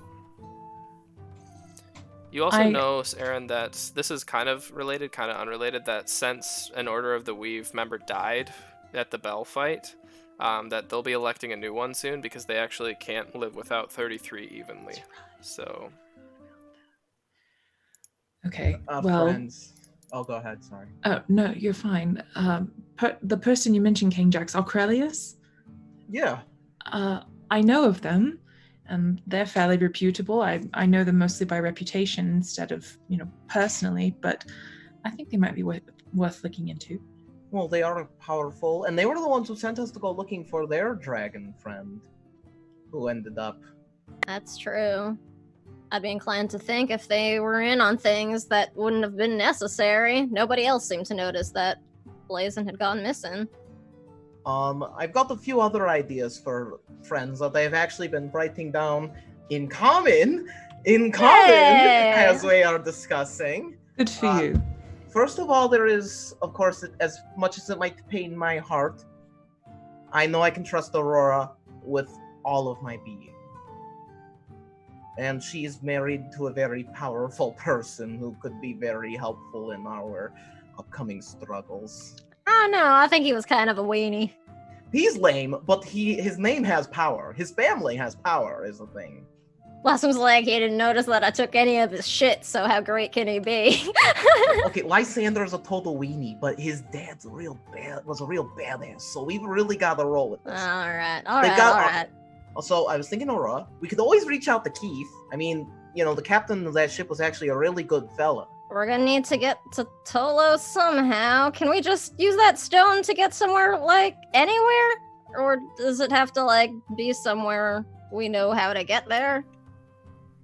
You can use it to teleport to somewhere you're unfamiliar with, but there is a chance that you'll end up in, the middle of the ocean without a boat. So, oh, that's even worse! Yeah, so yes is the answer. Wow. This is the worst decision Blossom's ever had to make in her life. What about that old ass dude who lived in a tree? We met them way back in session 2. Dude in a tree. I remember him. You're talking about Wasteland? Be worth talking to. I just like the thought of I've introduced so many NPCs and Alex is none of them are trustworthy. What about Tree Guy from episode 2? What about the what was he? Kenku that helped me go pearl diving? Oh yeah. Oh no, he was an Aarakocra. Squawk. Yeah, he has much power. Go see Squawk. All right. I need to get out of character. Take me to Squawk. I'm gonna spend too much time actually going through these allies if I keep doing it in character. Although actually, also the group that I was in the Feywild with, they might be out too. Bring Atlas back. Yes, we should for sure definitely reach out to them. We have Mr. Micah. We can always trust Mr. Micah. I trust Risker with everything. Every time I pass out in his tavern, my stuff has not been touched. I trust. Alright, but I mean, Risker's kind of with the chapters, though, so that means we still gotta be careful. Alright, what about Togue? Also still in the chapters. But Togue was the one who sent us on this whole quest that was putting a wrench in the whole plan. I mean, sure, but I think we also need to think of some people, outside of our mercenary guild to trust. Alright. Well, I got the Aurora and Keith, an old-ass druid. Okay. I mean, we didn't exactly leave on the best terms, I guess, but we can try to at least reach out to the folks back at the Concords. We saved their water supply, damn it. Even if, we left an occupying force in the town. Fuck, yeah. Blossom just starts drinking again. Eli was a good... Yeah, not our best moment. Yeah, that's who I'm thinking, Eli, and there's a Baroness there, I think, that we met. She Yeah. seems pretty cool. She brought us to the well. Yep. You know who we can trust with the deepest, darkest secrets, because she'll hide them in a little hand-woven basket. Oh yeah, we gotta get Nance, y'all. Assemble the Avengers of Nance. Yeah, we're doing a team assembly montage right now, but then we all go into a freaking basket weaving shop. It's just awful people. It's just I love how most of our group that we trust is like misfits, We got dissidents, Squawk, a tavern owner. That person we've met one time on the street. That one guy that took where a horseman was one time a year ago. yeah, he was cool. We've met so many people, and we're just like, who are these most random NPCs Chris threw at us? I'm just trying to think of anything because I think back Go to all find that giant we killed that one time. Yeah. Sure. Well, okay, I'm thinking back to all the King Versus NPCs we King of the met. Yeah, wait a Ogres. second. Aren't there all those That's true. Aren't those Okay. all those giants Ogres. and stuff that you converted Cane Jacks? Yes, the ogres. King of the specifically. ogre. Just walk around and find some ogres in the forest and It'll go great. call it good. Oh my god. I'm sorry, Chris, we No, totally this is amazing. derailed. So Kit, she's like, well, Squawk needs stats. Kit looks at you all and she's like, all Someone right, call well, Cheesers. perhaps you make new allies then, if this is your A team. There are many powerful people on Tolos, some that I trust, some that I do not. I In mean, fairness, look, you've met that. Everyone who would be in That's the how 18 is surprised trying to kill us. if we're able to find and, help Breezy and Mama, they'd be pretty fucking useful, not gonna lie. I mean, Breezy kind of kicked my ass, that's for sure. Well, at first. But, I don't know, I even mean, it's worth trying. if we're able to find Mama, she's got some pretty, strong magics at her disposal. Could be useful. It definitely pissed Thunder off. What about that other Tabaxi fellow? Oh, he's, I think, a little indisposed right now. King Jax, when you were telling Kid everything, did you explain? Was there mention I of was the just telling my- Noxious deal? I was just telling my side of the story. Oh, alright. Well, then this is fucking awkward. He's kind of in hell right now.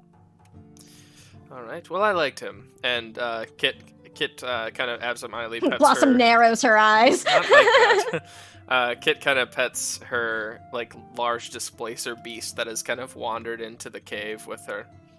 Like, oh, yeah. Well, that's kind of weird now. Anyway. What isn't weird? Well, anyways, I do have friends on Tolos that you could go find, gain their trust, and talk to them if you want. I You think that know- would be helpful. And I'm just gonna throw this out here, but if you are going around saving dragons like King Jax mentioned, then perhaps they would be willing to help you out. And she kind of nonchalantly points over to Marsaurus, who has just pledged himself to you. Yeah. An army of dragons, I bet, would be pretty strong against 5 people with swords. I mean, it would be pretty handy. It's as Bulin used to say, don't bring a sword to a dragon fight. Did he say that much? That was his mantra. Yep.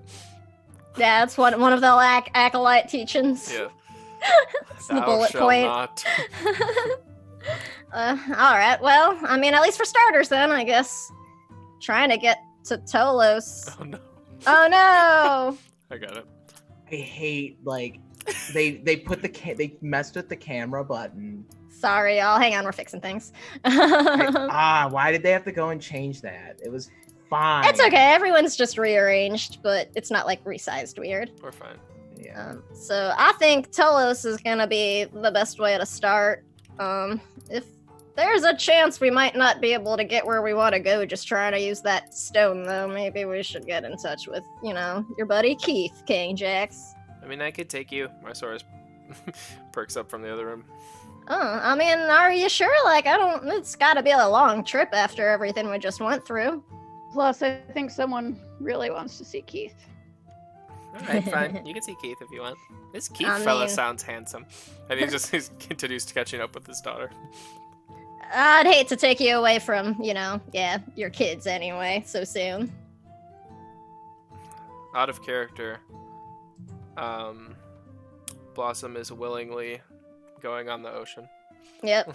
That's how fucked up things are, y'all. Alright, well. Considering the options were that or, maybe land in the middle of it.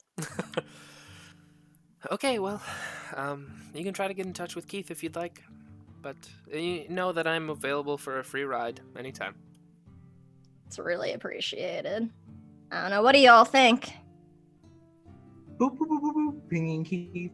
That's Boop, boop, boop, boop, boop, boop. FaceTime call. Brrr, brrr. Are you sending him a message? I am. I'm sending him a sending. Okay, what are you saying? Keith, where you at? We need a ride. Hey, you up? Hey, you up? Well, it's been a fucking journey, let me tell you, Kang Jax, but it's good to hear from you. I could swing by. We could swing it. Fuck yeah, he's in.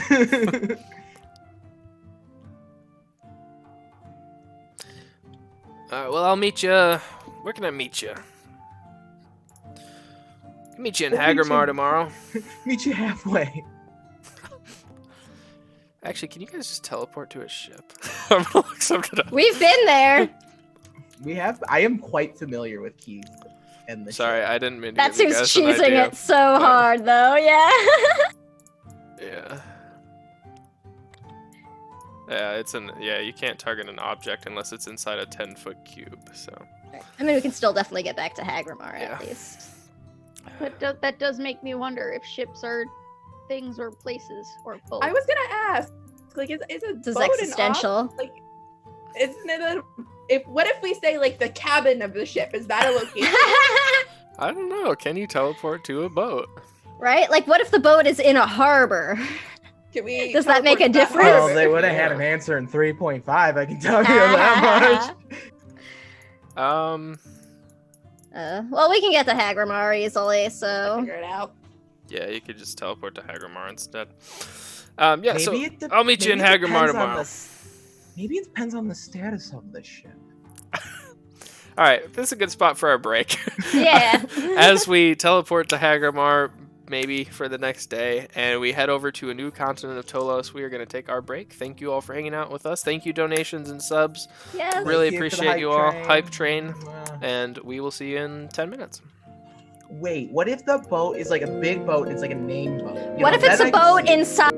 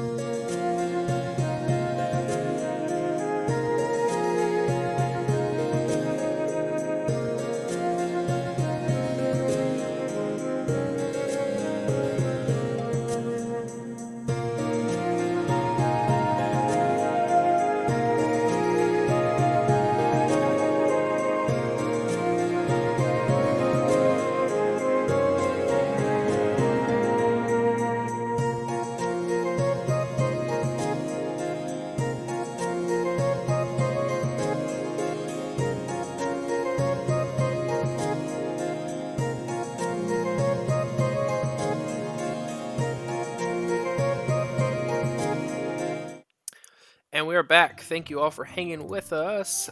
We have a few things. Oh, we lost somebody. Oh, never mind. So we got a few role-playing things we wanted to do tonight. So as you all kind of settle into Marsaurus's very well-decorated den, he has art from all over the world around his walls, and he's happy to talk about it. His daughter, you gather her name is Libel, and she is just the sweetest little thing. She's very young, and you all feel a sense of like pride and happiness that you were able to help this individual. And it kind of makes you think back of all the other people that you have helped. Even if you don't trust a lot of them, you have definitely touched the lives of a lot of NPCs. So, as you kind of settle in for bed, is there anything else you'd like to do tonight? Yeah, I think Blossom will make her way towards King Jack's, wherever he's crashing. You just sort of hear the like clattering of 2 bottles making their way closer to you. He's totally. I remember Marsaur specifically had like a really gnarly couch. Kane Jax is probably totally just like toked out there, just totally just trying to mind blank as hard as he can right now and just not think about problems. Just put all of his problems right here, and then one day he'll die. Again. Again. Yeah, I said it. So Blossom will come over and like sort of from behind, she'll like take the joint out of your hand and swap it with a bottle and then come and sit next to you and just sort of not say anything for a second. Kane Jax just takes a sip from the bottle. It's just like, thanks. Yeah, so things are going this well, huh? And he kind of just lazily gestures, as in like, when we all broadly gesture towards the world. Just, 2020, these past 2 days. I'm just doing swell. Yeah. Oh, Beans, I'm not doing okay, Blossom. Oh, Beans. I can kind of tell, And how are you holding up? I mean, I'm fine. I'm not like dealing with any of the same stuff you got right now. Like, I mean, I'm worried about stuff, but it's worried about you right now. Oh, me? Don't worry about old King Jax. I'll just, I'll just kind of wait for all this to blow over, and I'll get over it eventually. I mean, I've got forever, right? Oh, I mean, only if you want to. We'll figure something out to, like, fix that somehow, if that's what you want to do, right? Well, of course I want to one day fix it. But, Beans, the whole Tiamat thing's got me nervous too. Bryn very much disapproves, and I really respect Bryn's opinion, but it's like, you weren't the one being face down with Tiamat, that vengeance, and it's like, Yeah. I said no, that could have been all of us. I mean, I can definitely kind of understand that to an extent, and I'll just hold my arm up. I mean, you do what you gotta do to, like, survive and make sure all of our friends survive, so I get it. Yeah. Like, Bryn can, like, shoot fireballs out of her eyes, and Saren can shoot missiles with her fingertips, and Adrian's just really badass, and, like, me, I'm diddly squat without Boolin. I mean, I would disagree there, but Bryn and Saren can do some, like, really fucking amazing things, and I have never seen somebody take down, anybody or anything the way Adrian can just tear through shit. I mean, it is, man, I'd never want to piss her off. Remind me, King Jax. You and me both. But, I mean, I don't know, that stuff, I don't want to say it comes, like, easy for him, because I know it's a lot of work all around. Like, I had to practice a lot with, like, Breezy to do, and I'll just, like, throw a knife somewhere. Impressively. And I'll be like, but, like, that's not fucking fireballs and, like, missiles and cutting demons in half and shit. Like, yeah. We're coming up against some big fucking things, King Jackson. I think I know what you mean, We gotta take the help from what we can get. Yeah, first, I mean, there was a time we almost walked into hell. Like, I mean, we're gonna still need not be on the table. My point being, we're gonna need all the help we can get, especially someone who knows the lay of the land, if you know what I'm saying. Yeah.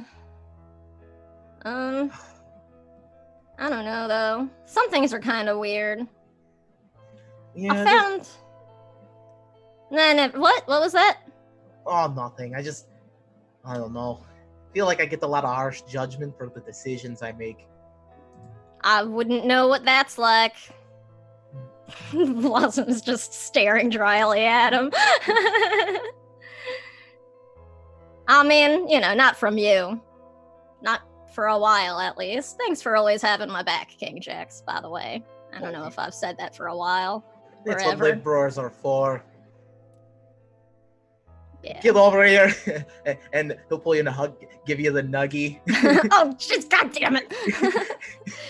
Uncanny dodge. I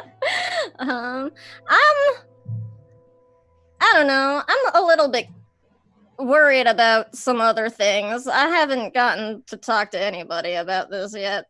Oh, beans, what are we worried about? I mean, it can't be any worse than you're an undead vampire and your god's dead. I mean, it don't get any worse than that. What you got? No, I mean, I'm pretty sure you win there. I mean, speaking of, making, questionable decisions and stuff, I mean, I've never, not been kind of worried about what, Nox's deal is, but I had a talk with Amroth, and I'm kind of really worried now.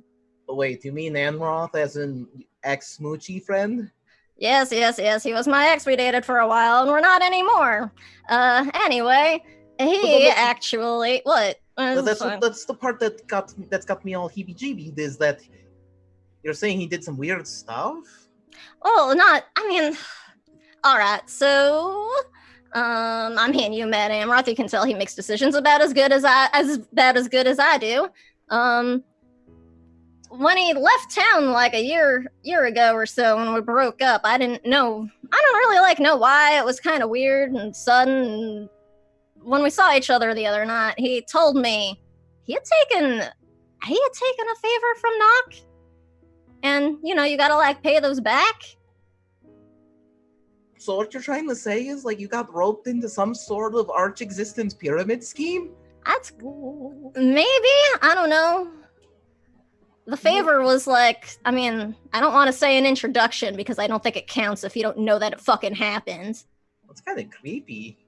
Yeah, alright, it is, right? I just wanted to, You want me to kill that guy for you? What? Ew, Nox? That would be weird. I mean, that'd be hard. Well, not Nox, but Amroth. No! He sold you out to Nox! He McLarry face! Come on! You don't really, get much of a say in the favor that he asks you to do. Oh. Well, Boolin was always if you wanna.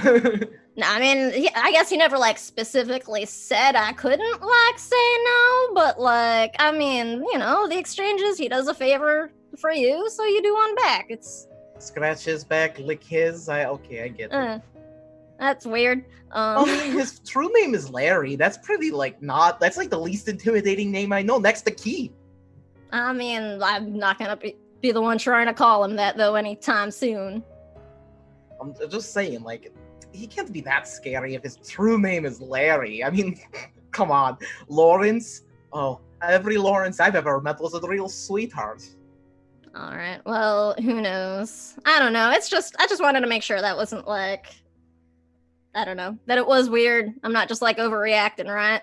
Well, that's really weird and really creepy. Why?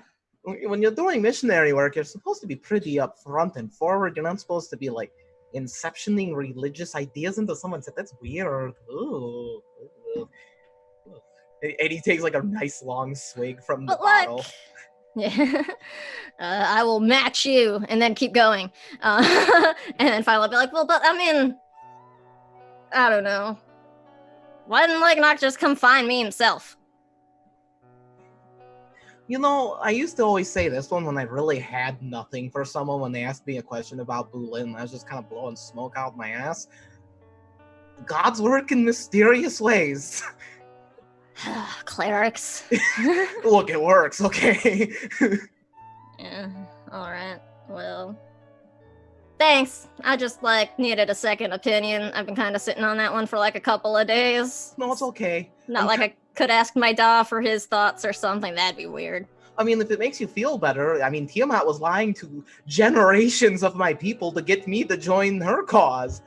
That's true. really messed up, too, That's really right? fucked up. What is with gods? Why don't they could just straight up approach us and say, oh, King Jax.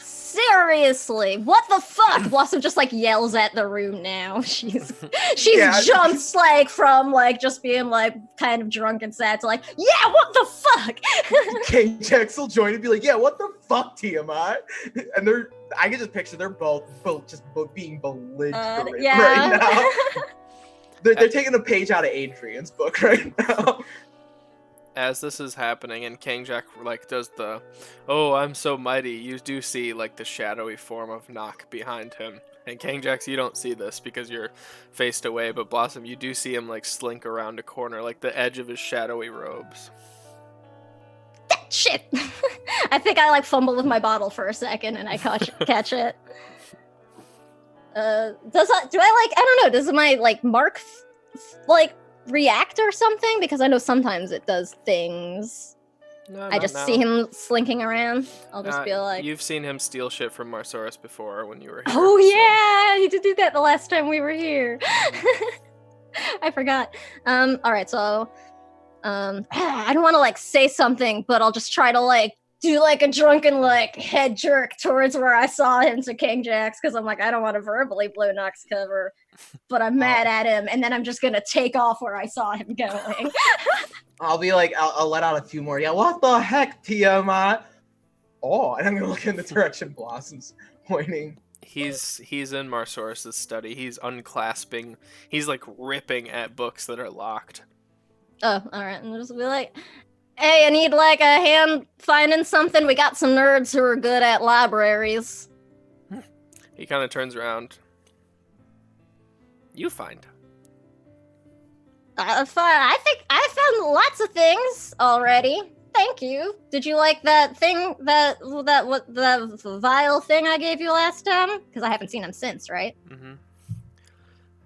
He looks at you, and you can see that his deep blue eyes, they've always been strangely sentient and deep in thought at all times, but he seems almost more intelligent and more enlightened now. Oh, weird. And he shakes his head yes, that he enjoyed it, and he says, one more bottle? The same thing? Yes. What is it? No concern. I don't know. It can't be something that can help with everything happening? What do you know about everything happening? You know things. You're around, you know stuff. I know you know things. Very busy. One more vial. 2 more favors. Done. Where's this next vial? You're already going. Tolos.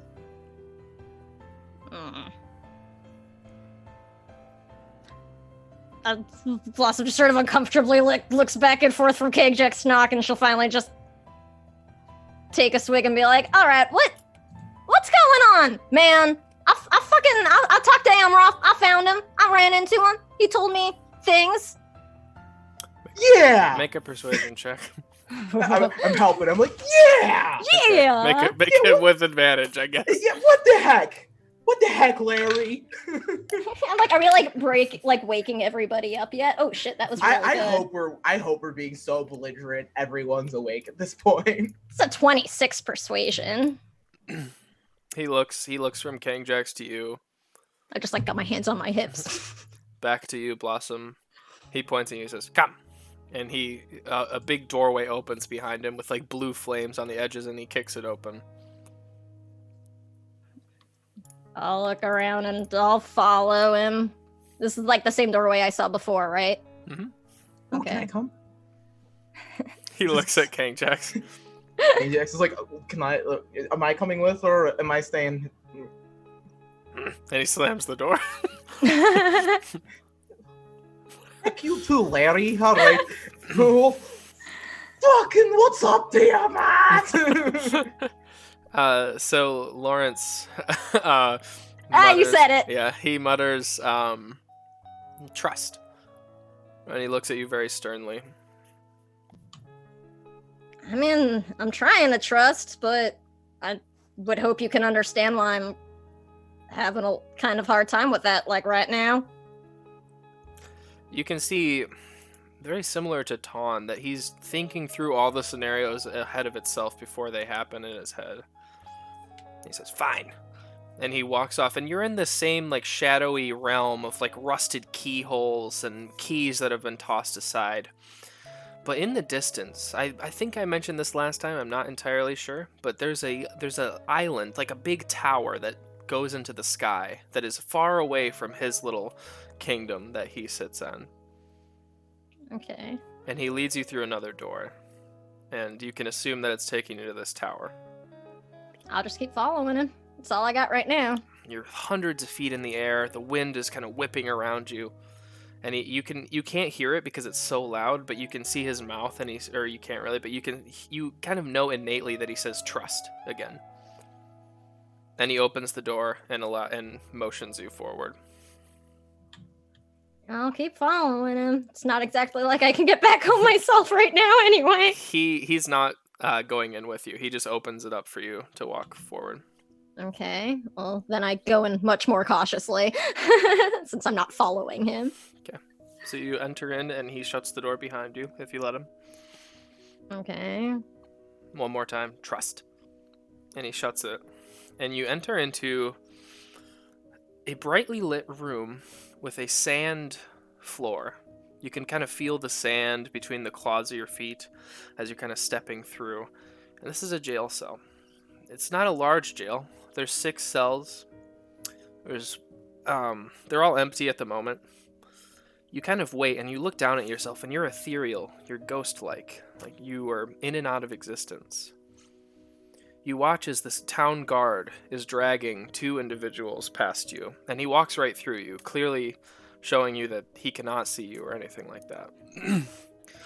He throws a black-haired man into a cell on one side, and he throws a blonde, tan-skinned woman into the jail cell across from him. The black-haired man cries out to the guard, throwing them in the jail, and he says, "Please, it was just an accident. We're just hungry." The guard hollers back, and he says, "Whoops, I guess this was just an accident too." And he stabs the woman with a glowing black blade. He throws the woman in a separate jail cell from the man. The woman begins bleeding and is tossed on the ground. She whispers, "Lawrence, it'll be okay." And she sits there bleeding. Blossom, you recognize this as a blade called a mortal blade, where people who are stabbed by this certain blade cannot be revived through any sort of magic if they are felled by it. Okay. You watch as the man who she referred to as Lawrence, he scratches and he claws at the lock on his cell until his hands are bleeding, and he's howling and screaming between tears. And it just kind of ends. It's almost like that is the end of the tape. You just kind of have this image of him locked there, staring at this woman across from him that he can't get to. You turn around, and you do see the town guard, and he has a Daroon crest on his chest. Okay. Does the guard look familiar? Like, does he look like a Wraithrender or somebody that we've seen? No, just a hired hand. Okay. Blossom's still, like, taken in the face in details a lot, just in case he's... And the door opens back up at the other end of the hallway. And you see Nox standing there, and he has a illusionary vial like the one you gave him in his hand, and he shows you another with similar black liquid in it. And he says, 1 more, 2 more favors. Done.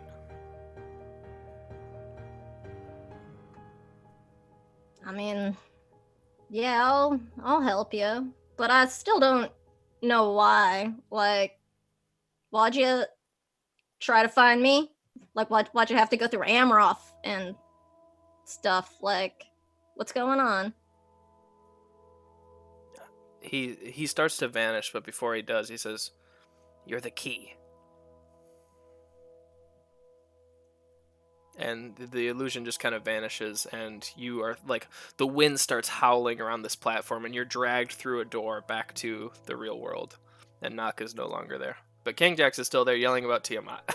I would like to think I've woken everyone up at this point, and everyone's Yeah. like, King Jax, shut up! Yep. Oh, you're back, hello!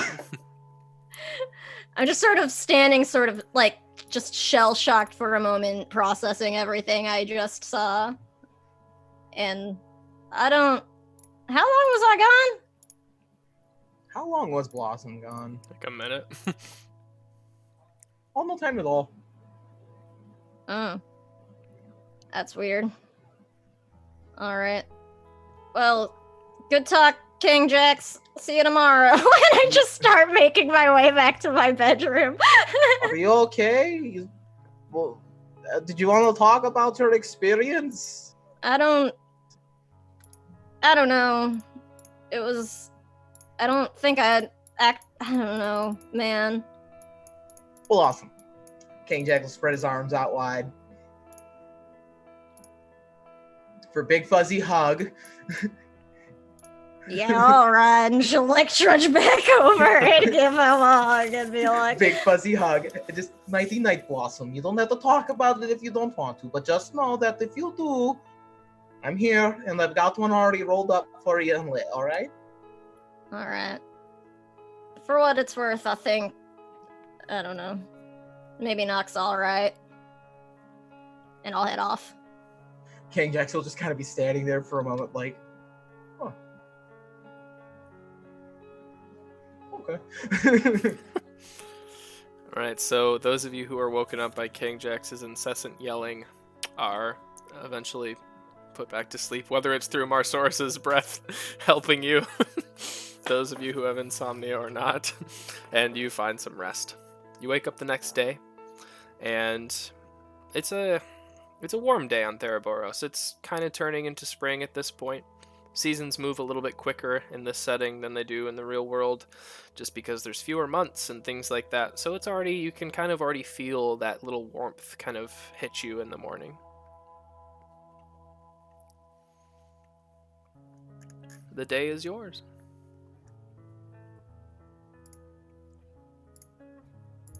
What time is it? Well, Adrian, it's probably about 3 for you when you Well, get yeah. Well, I want to know, okay, who wakes up next? How many That's- miles that's are up we to you. up to, Adrian? I know Well- it increases every session. She got So. a solid 2 hours of sleep, so she felt adventurous Ooh. and went for 12. Just a solid 12, you know. Well, that's her before breakfast run. Then there's Jesus. the brunch run. And then Adrian there's runs lunch the run. way hobbits eat. Oh, this was first run, this is second run. Then you've got lunch run, tea run. And And don't 11sies. forget- and then don't forget about the beer run.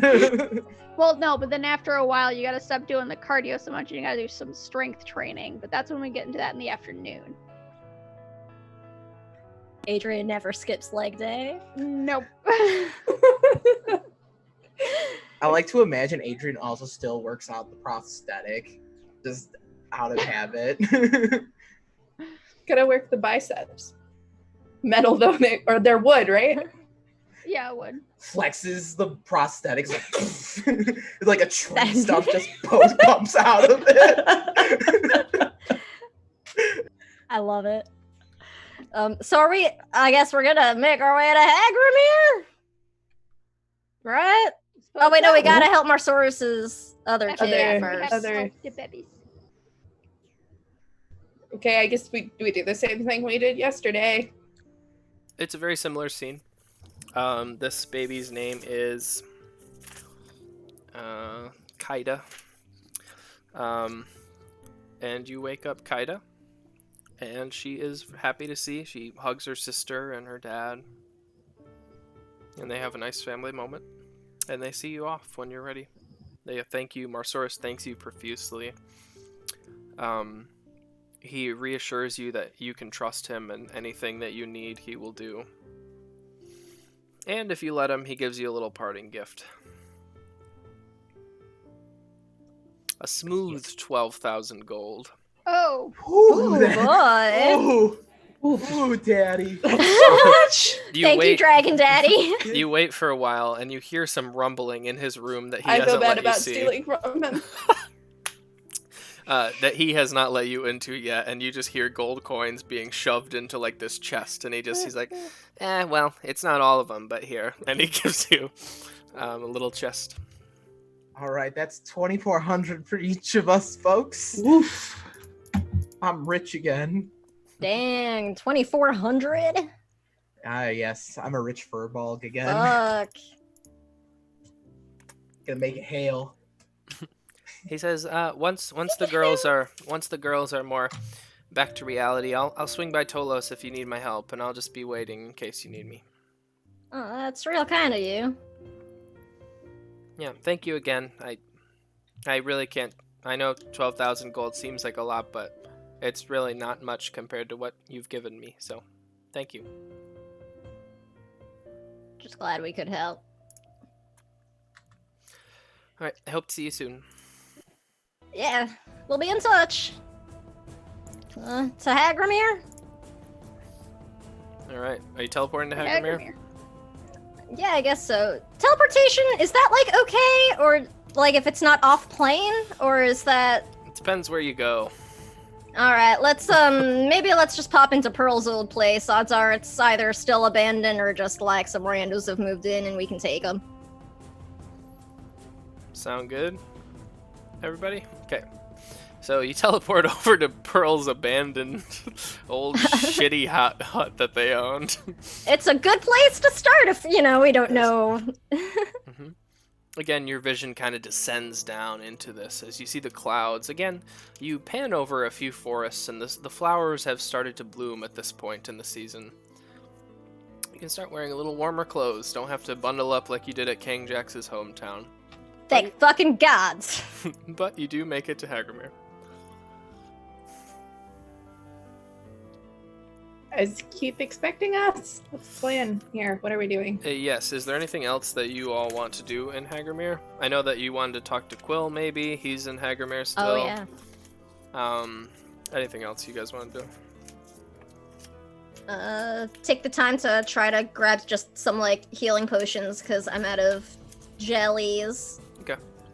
We don't have to roleplay it, but there are, 4 available at a shop, I'll say. How much?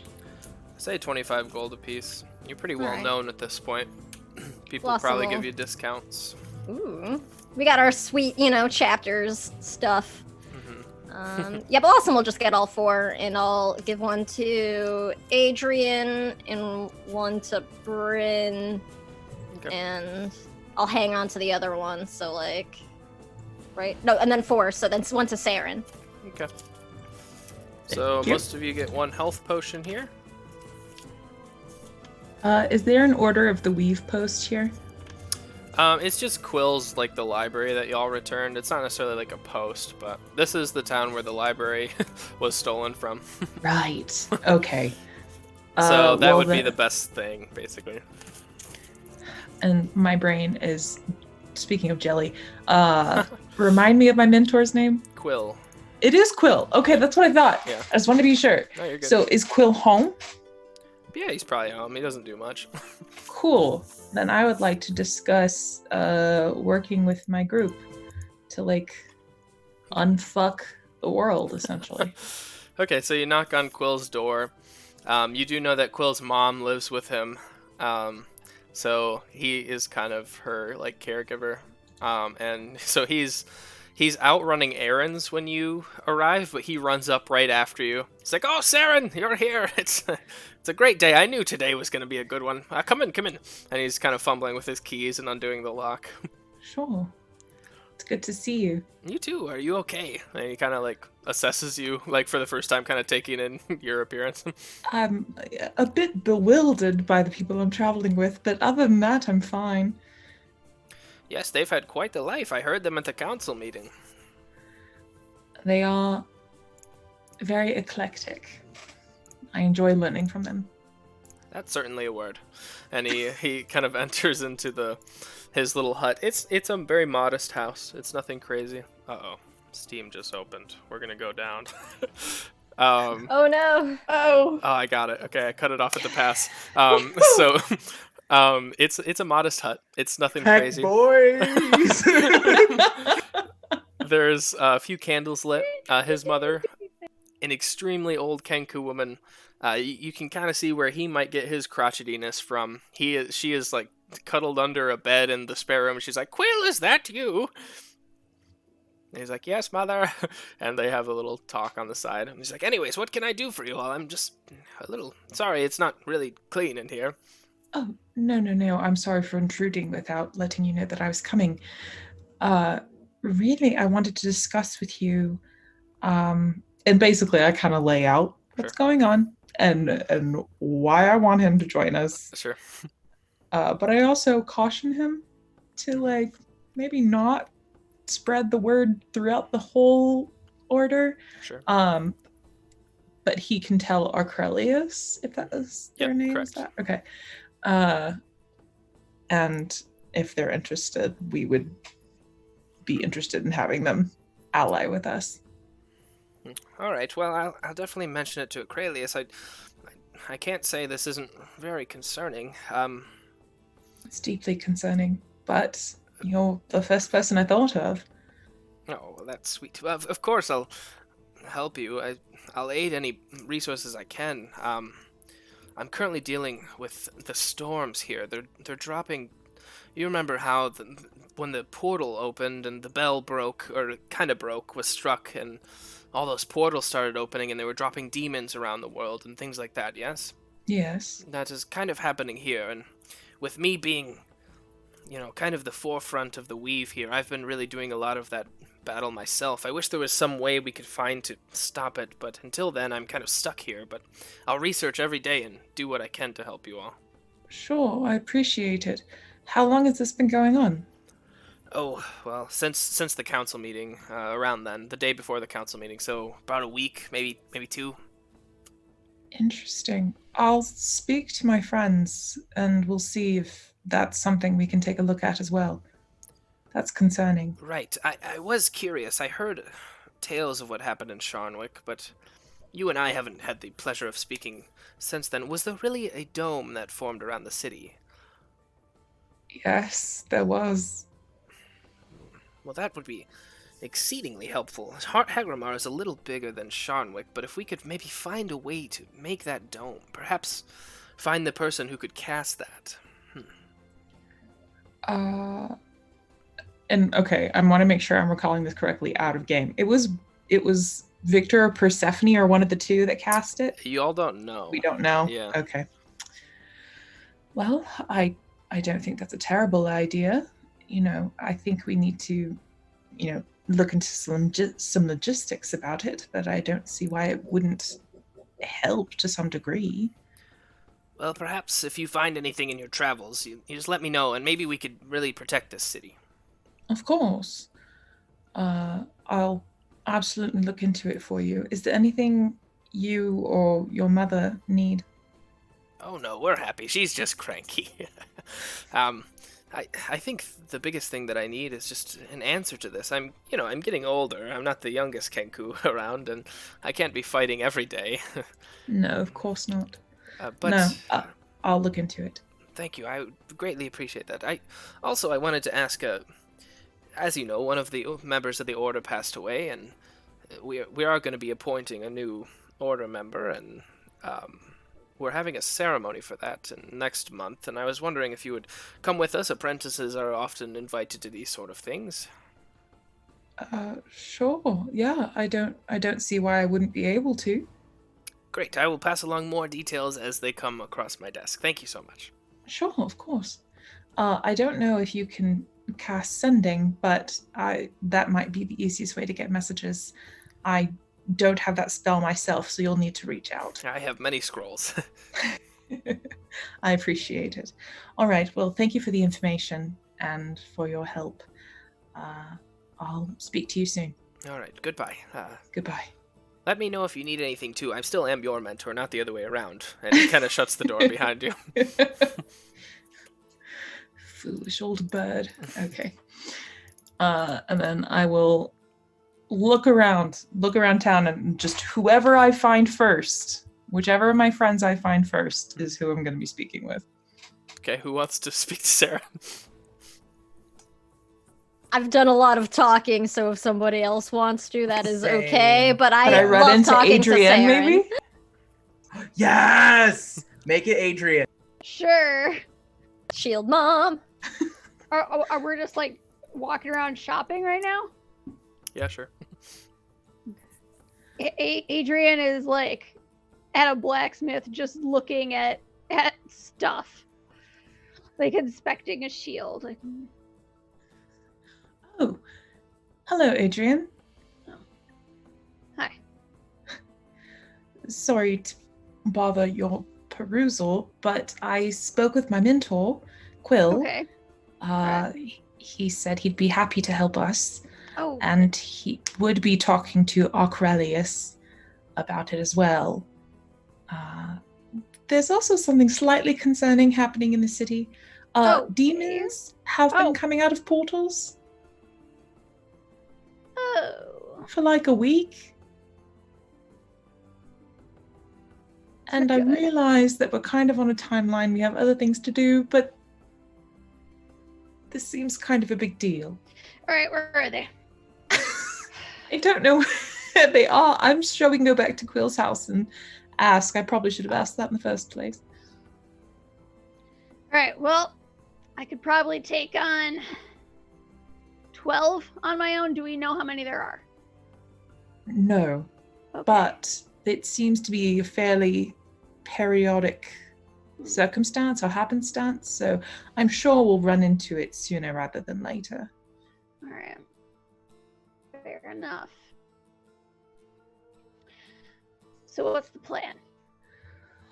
Gather the others, let them know, and then figure out what we need to do from there. Maybe speak to some gods or something.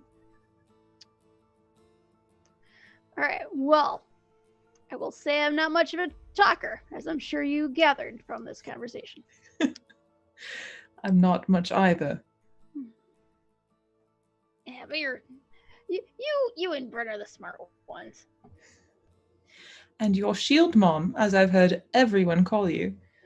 I didn't pick it. I didn't pick it. Your personality obviously lent it to you. I've seen the way you take care of your nephew.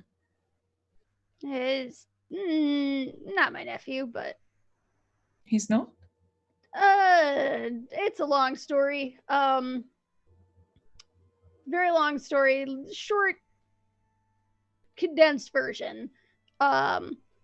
Is my best friend's kid who passed. Oh, I'm sorry to hear that. It was a while ago. It doesn't make the hurt any less. No. Well, you certainly look after him like a nephew, and again, your title is well earned. Should we go and find the others, or were you thinking about buying that shield? No. Nah. I don't need another shield. Let's go. Okay. Go searching for the others. I'm gonna go search. You reunite. The blacksmith looks disappointed as Adrian throws down his shield. Shit! Too light. So you reconvene after a little shopping and a little talking, and you meet up at the Cold Sea Titan, the large ship that Keith runs. And you can see it clearly above the other ships in the port. And you do see, for those of you meeting him for the first time, you see a large, plump Loxodon man. He has a long, grayish-blue trunk, and he has one tusk that extends out and another that has been chopped off. And he's wearing these like overalls that are kind of over, like suspending the rest of his outfit. Wearing this old white ragged like button shirt, and he stands there. He's like, "Well, hell, hey everybody!" And he's just standing on the ship as you all kind of approach. Keith wipes a tear from his. I mean, King Jax wipes a tear from his eye. Keith, it's been too long. Well, shit, I can't cry in front of the crew. And he kind of wipes a tear to him. Then he gives you a big hug. King Jax pulls We'd him love in to for a see big. it. You'll love to see it. Pulls him in for a big hug. He pats like a symbol of Bulin that you have on him. He's like, "I'm truly sorry, friend. I felt him go too." And he pats his own on his chest that you gave him. Yes, well, Keith, it seems Bulin had the plan after all and knew that this time was gonna come. Well, And it turns out go you ahead. and I are both part of that plan. Well, I hope to fit in like a puzzle piece then. Come on board. And he turns around and starts ambling up the dock. Keith, you'll always fit perfectly in my life. Stop. um, Okay, so you see this essentially the same exact crew. It doesn't seem to have changed much. You see the 2 Air Ganassi navigators. You see Flea the lookout, who is up in the top, a little lizard folk. You see 3 Wood Elf Ablemen, basically. And you see the Triton and the Halfling to balance each other's luck out. It's an old sailor's tradition that Triton are bad luck and Halflings are very good luck. So these two kind of balance each other out, and it's like a good omen to have one of each aboard. So they're handy crew. And then you do see as well the 2 human married couple, Braden and someone else. Insert female name. Carla. There we go. Braden and Carla on the deck. That's pretty much the same exact crew as last time. Blossom just tries to stay out of the captain's direct line of sight. Like, she got away totally scot-free last time, but she's still definitely like, do. You actually, so as you go to like hide from this person, you actually don't see the old captain. That's the only difference. And you feel like Keith is kind of more in charge these days. Nice. He's As ranked he should up. be. Yep. So yeah, that's what you got. Keith kind of walks up and he's like, "All right, well, where am I taking y'all?" King Jax? I mean, I just want to hear King Jax and Keith talk, honestly. That's Keith. Sam. Take us to Tolos! Ah, the first land. All right. Going from the land of the kings to the first land. I love it. All right. And he kind of like, he has like this stool behind the wheel because he hates standing, and he just kind of slumps down onto it. Love it. He's like, "All right, Flea, we all clear?" And he yells out to his lookout. He's like, "Yeah." The world's worst lookout. I love it. I could just imagine they're pulling out, just scraping against Yeah. the dock. It's just that scene from Galaxy Quest. Yeah. You're good. You're You're good. good. You're good. Don't worry, Captain. We'll buff out those scratches. As you are departing and having your conversations with people around the ship, Adrian, you feel like a pull on your shirt. And you kind of look down and you see Flea like on all fours. He's looking up at you and he has this like seagull in his arms that he has killed. And he's like, Oh, "Here, I got this for you." thank you. How's that comic book coming along? Well, pretty good. I started a new one. Did you finish the old one? No, Oh, I'll get back to it. we all say that. Yes, we do. Well, I was inspired. That's fair. What's the new one about?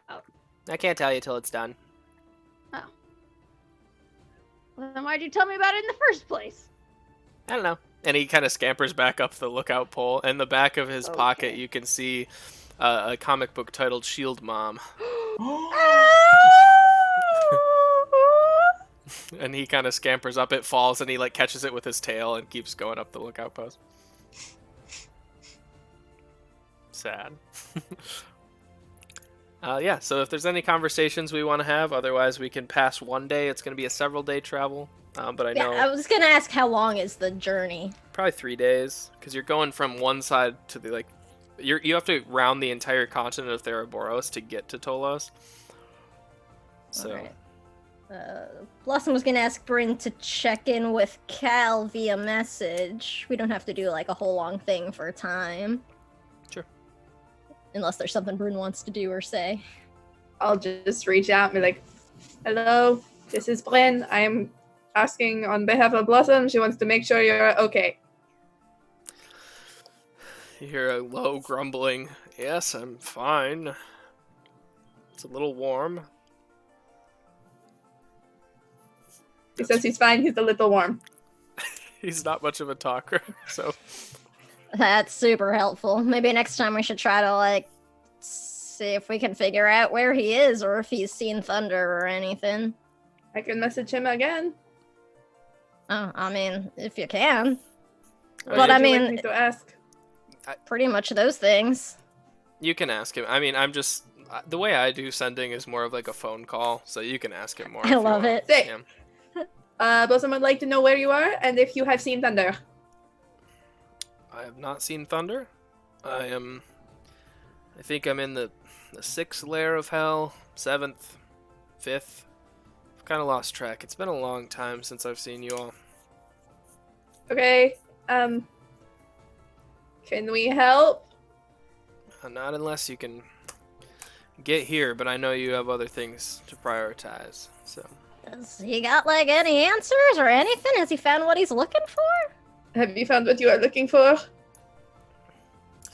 I have, and now I'm looking for a way back home. Oh.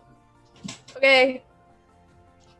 Perhaps we will see if there is anything we can do from this side. That'd be great. The tiefling fella never mentioned how to get back, but that's more my fault than his. No, yeah, Ton's a bitch. It's fine. He is kind of a bitch, isn't he? We're all just gonna kick the shit out of Ton again the next time we see him. Hey, your opportunity is gone. You know why I told to keep him close? So I could whoop his ass. I'll relay that to you, Blossom. All right. Thanks, Brent. I appreciate it. He You're asks welcome. you. He says, "Is Blossom doing okay? Don't tell her I asked." He wants to know if you're doing okay. God damn it. I'm doing all right. She says she's doing all right. I don't think she really is, but that's what we're going with for today. Cool. Not that I care, anyways. So Okay. He Uh, says he was very concerned about your well-being. yeah, that totally sounds like him. Blossom's not gullible. All right. Well, thanks, Bryn. I'm a little concerned if he's trying to get back and is stuck there right now. That's not great. I'm afraid I don't know very much about traveling between the planes. Me There's a either. people. Well, Not that maybe... that's ever stopped us, but you know. Yeah, I mean, maybe when we get back, maybe Pearl can help or something. They're pretty interested in that kind of stuff. Sharon might have some ideas. I know she can reach out to other planes. I don't know if she can travel between them. Ton That's can. true. So if we want to find Ton again and then make him. I mean, it's pretty tempting. We'll see. I have recently gotten a way to make people do things that I think might be effective against Ton. Really? Yeah. You care to elaborate? No. Well, like ears Usually, prick yeah, forward. But I have two options. One is to scare him so bad he never wants to cross us again, and the other is to use magic to enchant him. All right. Well, I mean, that one just kind of sounds funny because fuck that guy. Yeah, I mean, yeah. Let's see what happens, I guess. Maybe we'll be able to figure something out. We do have that handy circle back at the den, so I mean, we might be able to figure something out. If we have time. I'm a little worried. There's a lot going Honestly, on. You are good at stealing things. Oh, When man. we were speaking with Ton the other day, he had a ring on his hand that had something to do with traveling between the planes. I think that's what he used to get Kyle Oh. across in the first place. So you could Ah. just steal it from him. Shit, well, I mean, I would have done that before we left if I knew. Fuck. Yeah, I probably should have thought of that. Just Yeah, we'll have to come up with, like, some kind of signal or whatever next time, and I'll just, you can say the word. I gotcha. yeah, you can just take it from him. We can give it back or not. All right. Yeah, probably not. I love this, Everything like... is a library. Yeah, I love this, Borrow like... from anything. Bryn's just gonna return everything at level 20. As long as you One day I'll return it give it later, back. it's just like checking it out No, from the no. library.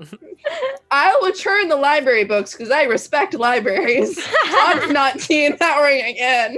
Come on. Fuck him. I love him. Alright, so you continue on. King Jax, you're up with Keith, I imagine. He has a map laid out on like a little podium next to him.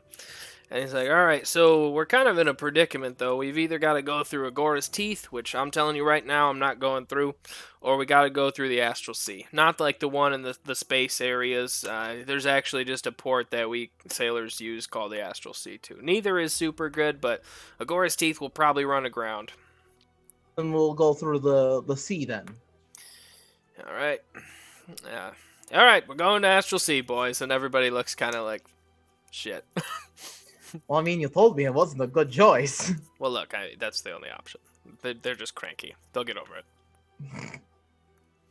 So, you travel for a while. If there's any other conversations, now is a good time. Otherwise, we'll continue. Oh no, I feel like I've got a I really know. bad I'm feeling waiting about for the just, like, Chris. Dude, we've got like an We're hour. You guys approaching are the last- screwed. I know, but I'm still Yeah. just like every time he says that, I'm like, oh no, what's he do? What? See, but Why? Somebody say something. Somebody have a conversation. it's Quick. gonna be the ultimate Chris move, right? To do what? And it's gonna be like he's gonna use that last hour to just destroy all. The whole I know. hour? I'm just Ooh, waiting. yeah. Don't give him ideas. God damn it, Alex. Just keep an eye on your clocks. When it hits the last 20 minutes, start getting really concerned. Right? I'll just get extra chatty. I actually would like to talk to Bryn, please. Yay! Good, Bryn. because otherwise I was gonna filibuster about the different types of shield materials. On rollerblades. Yes, Dad? I have a question about one of my books, and I have this one assumption, and I wanted to see what your thoughts were. Okay. So I realize, are we alone? Is there like a little cabin that we're in? What's going on? Yeah, you imagine it, it's there. Cool. So I'm gonna talk lowly because this is I don't want to like out her to everybody.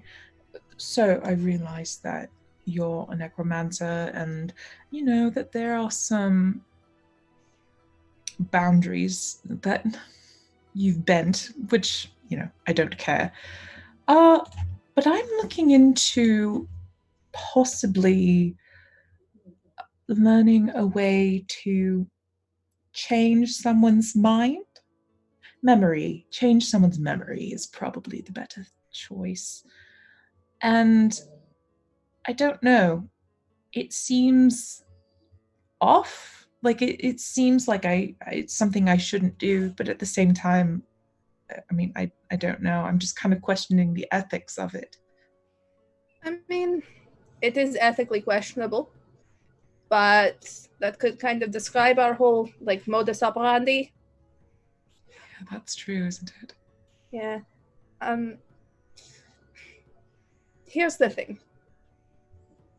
Sometimes things are right, sometimes things are wrong, and sometimes it depends, and sometimes there's no right option and you just have to do what you can. So spell that can change people's memories sounds both very dangerous and very, very useful.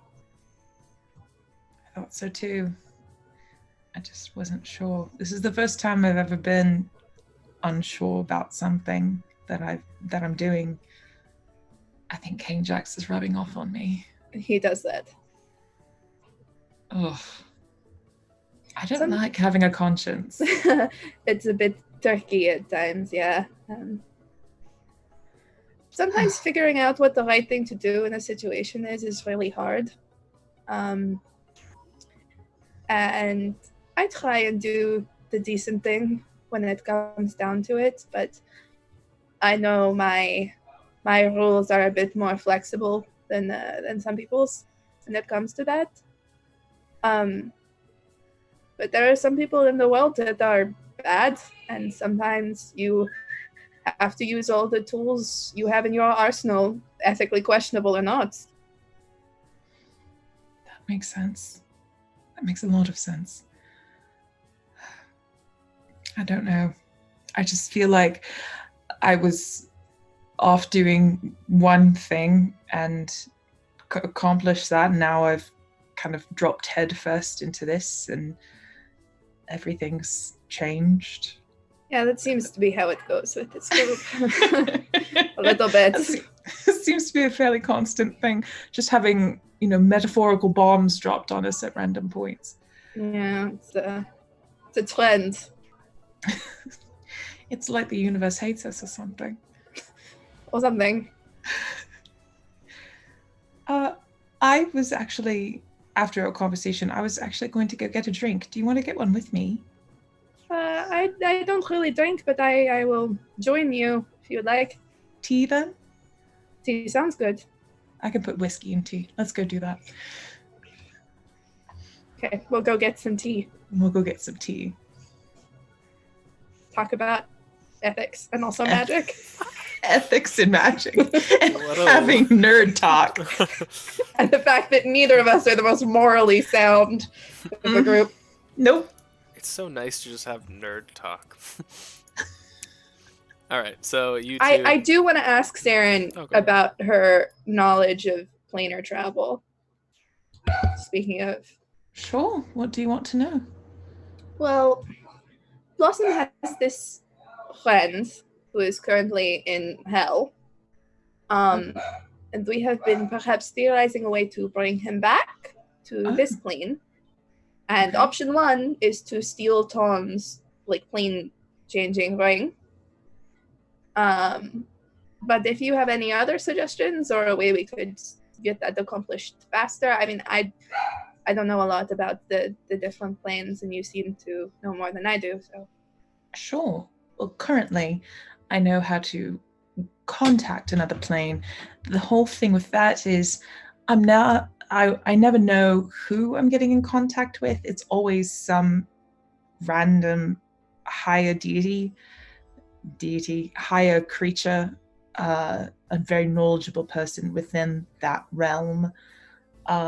As far as, movement goes, I mean, you could try teleportation. I wonder if, and he's in the hells, right? Yes. I wonder if they have teleportation circles. I had not thought of that. I mean, it is possible, I suppose. It could be I mean, after planar travel was banned, though, it might be a little difficult to find one that would connect. Correct. That would be an issue. But, I mean, it's the hells. Do you really think they're going to abide by our No, laws? that's true. That's very true. The question is, can we find one on this side that can reach it? That's very true.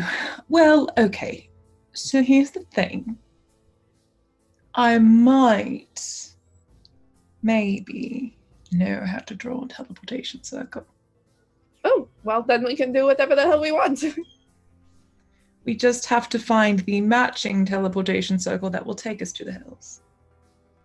I can message him and ask him to keep an eye out. It's a good backup option in case we don't run into Tom again.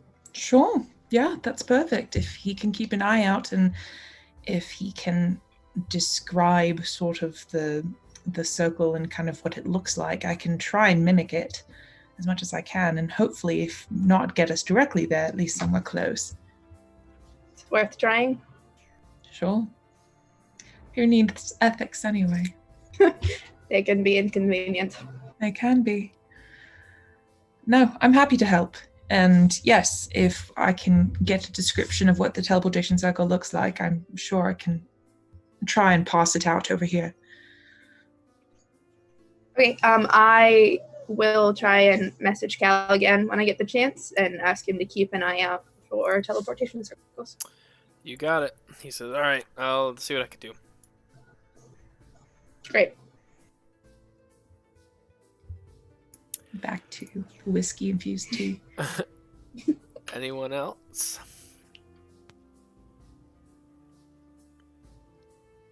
Okay. So. Wait. I was gonna see if anyone else wanted to, Okay. because like I feel like Kane, Jackson, Bryn need to clear some air. I feel like there's been some unspoken tension going on, so let's do that. Okay. I don't know when does your nerd talk finish up? Give us like 4 hours. All right, they've got 4 hours. We got 4 hours. I could spend that much time with Keith. Making it even 4:30, and we're good. So after whatever amount of time, Kane-Jack's just kind of wandering around, probably sees Bryn alone post nerd chat, and will approach. Found somewhere to play with AJ for a while. How's the little guy doing? How's the little dragon doing?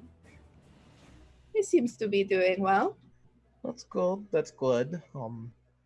So I just feel like we have some unresolved things that we probably should discuss, and because I respect your opinion, and you're a very close friend of mine, and I don't like feeling like there's this rift between us, like we're not like riding the same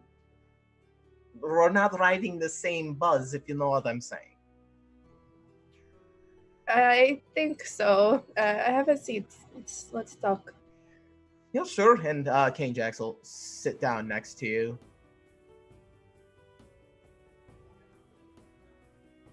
All right.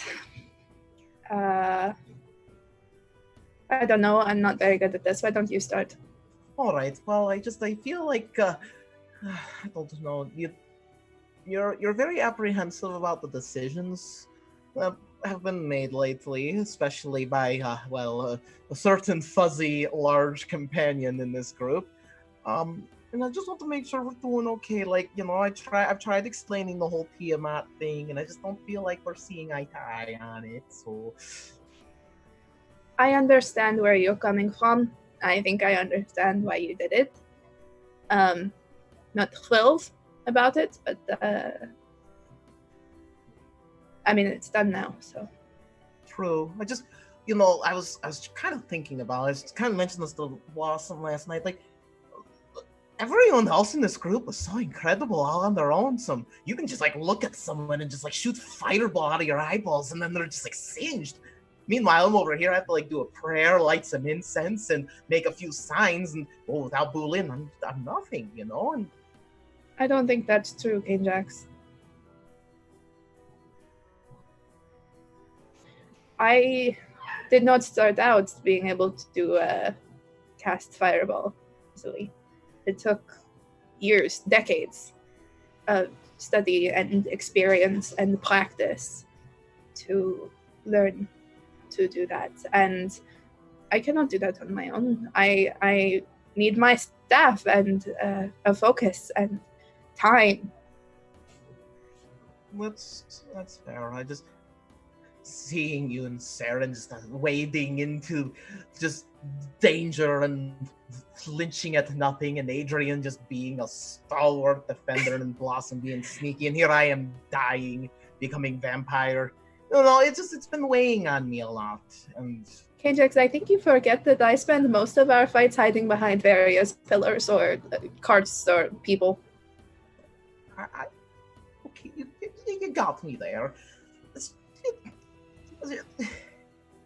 I just want to make sure I continue to be an asset to this group and not our downfall is all. You were an asset to the group with Bullen or without them, with this godly strength or not. Sarah and I were having a conversation earlier about ethics and morals and how difficult they can be. Yeah, it's hard to be good. Yes, it is very, very hard to be good. And I know we disagree sometimes about what it means to be good and do good, but you are good, Kane-Jax. And Bullen's strength or not, you are part of the backbone of this team. We need you. King Jax And is with very or without Bulin's strength, I have seen you do some pretty incredible things. King Jax is trying to like tears away. Well, I just want you to know I do really respect you and the practice of magic. You helped open up my mind to concepts and ideas that I was very stonewalled to, and have kind of realized that perhaps it's not as bad as I thought it was. It's a work in progress. Okay.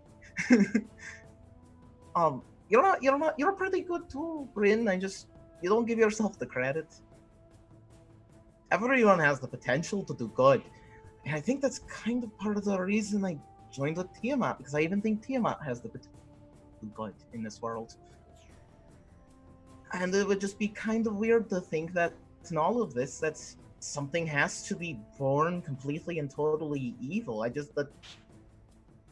That doesn't seem right to me, because then you think to yourself you're completely and totally evil, but you're not. Look at what you've done. You've saved how many countless people and risked your own life for people who don't even thank you. They laugh at us. They laugh at us in towns. I don't think I'm evil, King Jax. I've never thought I'm evil. I think I am practical to a degree that some people find alarming. Well, sometimes you have to be pragmatic. If all you do is think in black and white, good and evil, that's how you end up with beings like Tiamat. If you're not willing to take a step back and look at things from the outside, that's how we end up with Bane and Tiamat and concepts of like the separation of good and evil, instead of realizing that we're all just kind of doing our best. Yeah, you've helped me realize that a lot of this is just trying our fucking best. It's frustrating. Yeah, it's really hard. And I agree with you, King Jax. I don't think people are born evil, whatever they may be. I think good and evil comes from the things you do and why you do them. And I admire your ability to give Tiamat a chance. But it is not necessarily Tiamat that I worry about. It is those raising her, those influencing her, those that would foist their beliefs on her before she has a chance to know anything different. King Jax will squint. Oh, we'll deal with them eventually, don't you worry. But what if we're too late? What if she asks you to do things that you can't do? I don't think it's too late, and not yet at least. And if we do get to that point, I'll do what I do best and stand my ground and refuse to do bad. I don't flinch away from a lot, King Jax, but I don't know if we can stare down Tiamat and win. Because make no mistake, whatever you do, you're not doing it alone. We're all in this. Imagine if we got all of these dragons, well, not on Tiamat's side, but on our side. We're going out there helping them. They're going to be thankful to us. Do you think Tiamat's going to go around killing all of her own children that was just put so much effort into saving them? We have quite a bit of a bargaining chip here with these dragons. That's why I keep saying we got to go help the dragons. Like, the kid's right. They're the ultimate allies. And you want to think reasonably, we should be siding with all the dragons in the land. You're not wrong. But gratitude only goes so far. When you have to choose between someone you are grateful to and what you really truly believe, or your family, because I mean Tiamat is to them family, isn't she? Then Marsaurus don't seem to be a large fan of hers. No, but there are a lot of dragons out there, King Jackson. Not all of them are like Marsaurus. True. We'll have to continue gathering allies as we can, then. Dragons or no dragons. And we do have gestures towards AJ frolicking in the corner. We've got the very powerful dragon on our side. And he is still just a baby. Yes, but if there's one thing I do know, I've read some stories about halflings, like, smiting things. But sometimes the smallest packages can just pack such a large punch. Don't underestimate them. Yes, that's true, but I mean, he's not that much bigger than my cats. I don't want to put him up against Tiamat. True. I'll deal with the morality in Tiamat and converting Tiamat. I'll worry about it. If anyone can do it, it might as well be me. You're right. I am pretty infectious. I think it's the leaf, but don't tell anyone that. I don't know about that, but okay. I think, Ajax, it is because you just really want to help. And there is no other agenda there. You just want to help. And that is a rare and inspiring thing.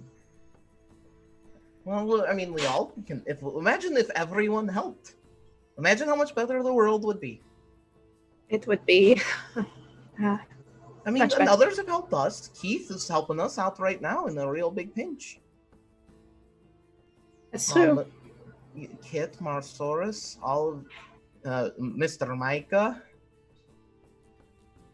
So if we can just keep all the goodness rolling, we can hopefully bring goodness into this world.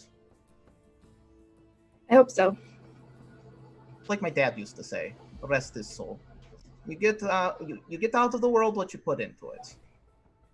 If you put good things into the world, you'll get good things back. If you put bad things into the world, you'll make bad things. It's a nice idea. Yeah, people tell me I'm too much like my dad. Anyway, Bryn, I'm happy we're okay. I was worried there for a moment that we weren't. And honestly, the thought of having one of either you or anyone here, or any of my close friends mad at me, it's too much to bear, really. I really value the relationship I have with you and everyone in the wrong turns. I don't think I was mad, Ajax. I was pretty scared. Oh, I'm scared too. I am very scared too. King Jax will offer a hug, but you don't have to take it. He knows you are very you show the hug chagrin, so She will give him a very awkward, quick one-armed hug. Christian side hug. And King Jax will just kind of quietly get up, and he's actually gonna reach into his pouch and he's gonna pull out a trinket, elven in make. It's not from your clan, and he's gonna just kind of. This is from Aurora's clan. I got this long ago from her, and I know how important it is to kind of find yourself. And I talk about my culture all the time: live brewers and old beans, and oh, look at that cute little puppy. And I think helping you find your culture would help you find yourself as well. So I want you to have this.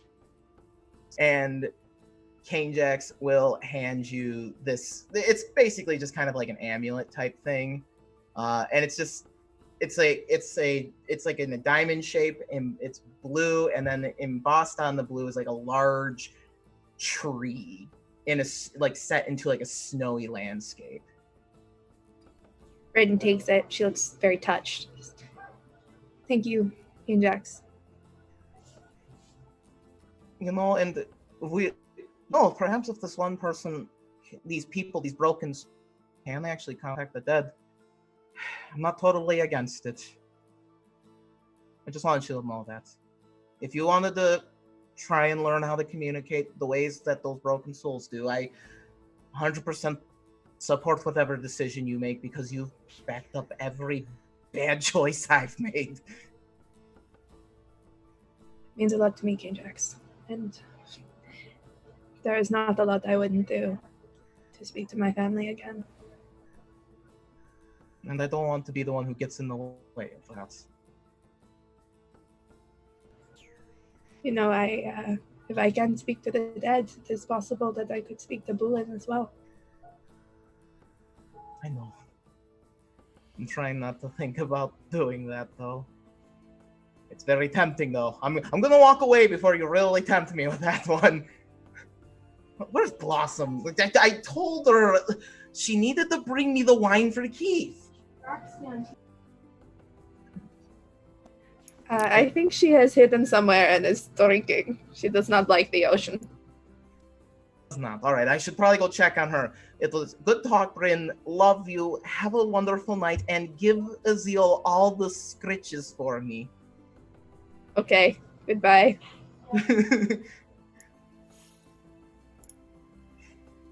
Okay. No. So as you all, Someone else, jumping. as Come on, you we all got 20 wrap up minutes. your Somebody- conversations, somebody. as you all wrap up your conversations and bed down for the night, the only thing you can really hear is the soft, consistent sound of water slapping against the hide of the boat. This kind of lulls you into a sleep for a while. This is all you hear. But suddenly you hear absolute silence. The water stops. You hear whispers begin creeping across the boat. You hear mutterings such as... You actually can't make them out at first. You don't hear any phrases or words, but they're familiar to most of you. Blossom, you hear nothing. Everybody else, you hear these whispers and they kind of crawl over your body.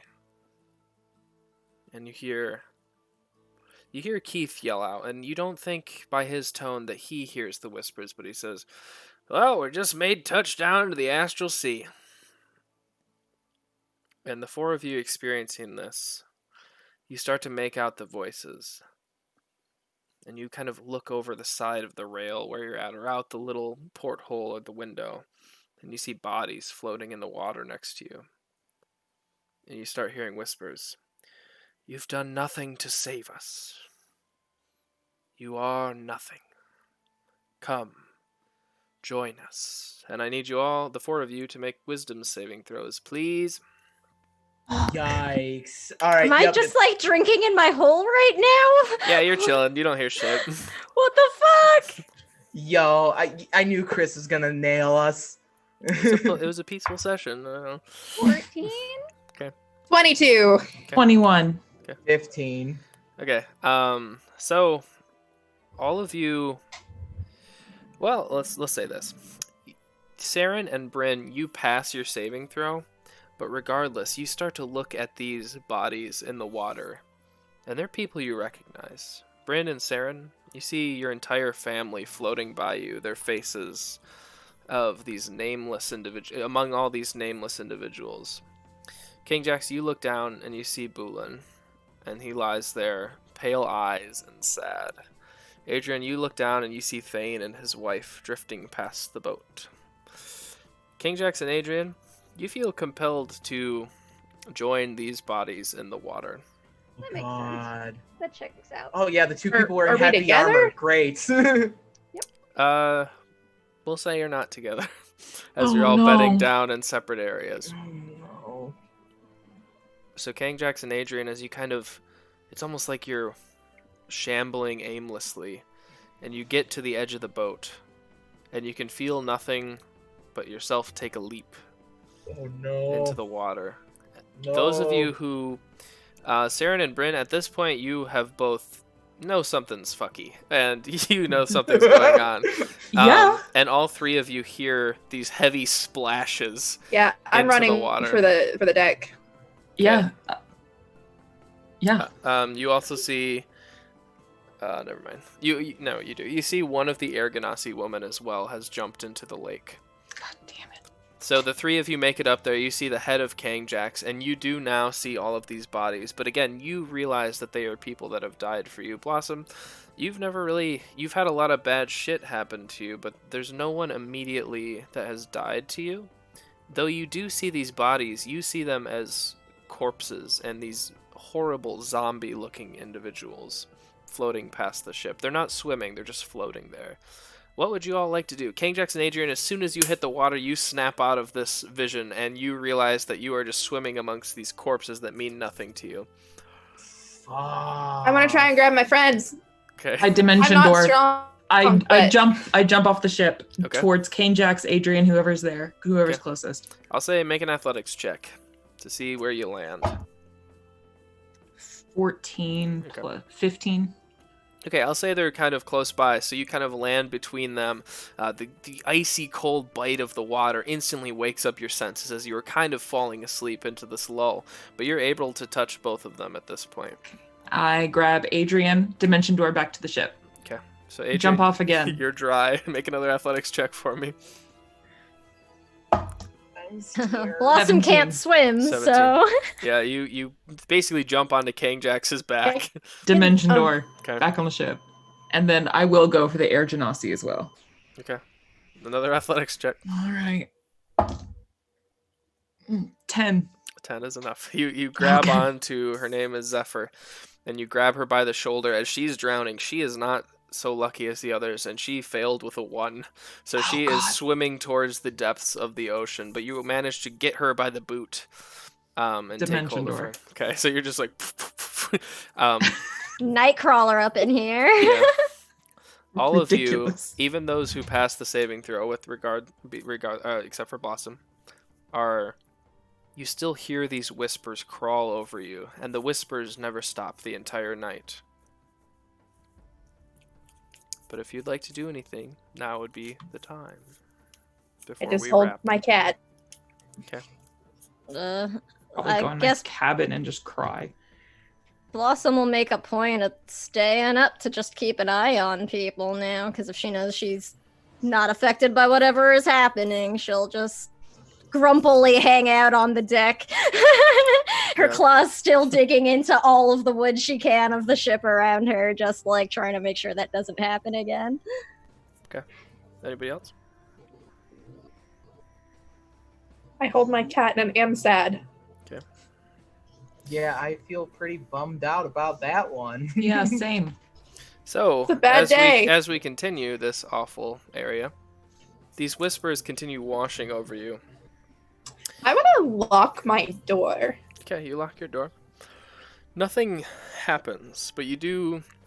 These whispers continue picking at your insecurities the entire night. Adrian, you hear, "Why are you leaving Callan?" And it's Thane's voice over and over. If I try and plug my ears with something, does it work? Or are the voices in our heads? They're in your head. As you are trying to do this, Bryn, you hear, "Why do you run from our home?" Saren, you hear, "You left us." And Kankjax, you hear the same thing. "You left me." And it's just all the voices of these individuals washing over you until you leave the astral sea. And if Bu Lin is the one saying you left me, King Jax is just, no, you're the one who left me. No, you're the one who left me. Yeah. So that's where we'll wrap tonight, unless anyone wants to do anything on that note. No. Puppy! Yeah, okay, we had Okay, some... I need that. Yeah. Yes. Oh, look at that. Yes, we cheered up. We needed that. Look at the baby. Oh, they're so cute. Oh my god. Oh Okay, my this is the God. content we're all really here Yeah. for. Okay, Let's... okay. You know what? We're a Fuck it, dog We're not an stream now. RPG. Yeah, Yep. we're a pet stream now. Sorry, everyone. Oh, oh, big yawn. Baby. Oh. All right, we just gotta clip that whole. Yeah, that's bit a of clip. just Puppies. All right, well, Puppies. I'm glad that happened because it was a heavy little ending there, but Oh man. Puppies. needed to be done. The last thing I will leave you with is that Oh Bryn, no. Bryn, as you are sitting there and the ship is traveling around the point of Hagramar on Theroboros, you do realize that the Astral Sea is somewhat adjacent to where the Moonbright Woods would have been. Hmm. So that's all. So anyways, That makes me sad. yep. So anyways, thank you all so much for playing tonight. It was a great night. Thank you all donators and subs. It is going to a very good cause, and thank you for being here. Let's go around and plug real quick before we're done. Abby, you want to start us off? Sure thing. So hello, I'm Abby. I Liv here. I'm the creative director for Chromatic Chimera. Big thing tomorrow. We have a one shot of the excellence featuring the creators of the game. So it's going to be really fun. I think it's a cool idea, but I'm going to keep it a secret. I know what it is, and I love it. So it's going to be really fun. If you've watched other one shots that I've done before, you're really going to enjoy it. But other than that, I am a beginning dice maker, and I should be my master dice tomorrow. So you expect to see a lot of dice pictures coming if you follow me on Twitter or Instagram. Thank you. Kate. Hi, everybody. I'm Kate.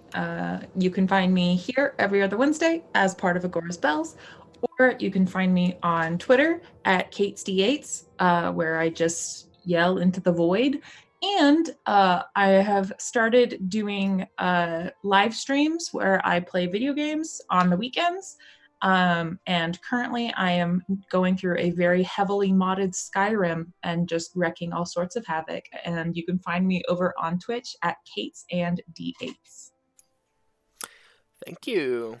Alex. Oh shit, it's me. Hi, I'm Alex. You probably know me as Mr. Puddins on the internet.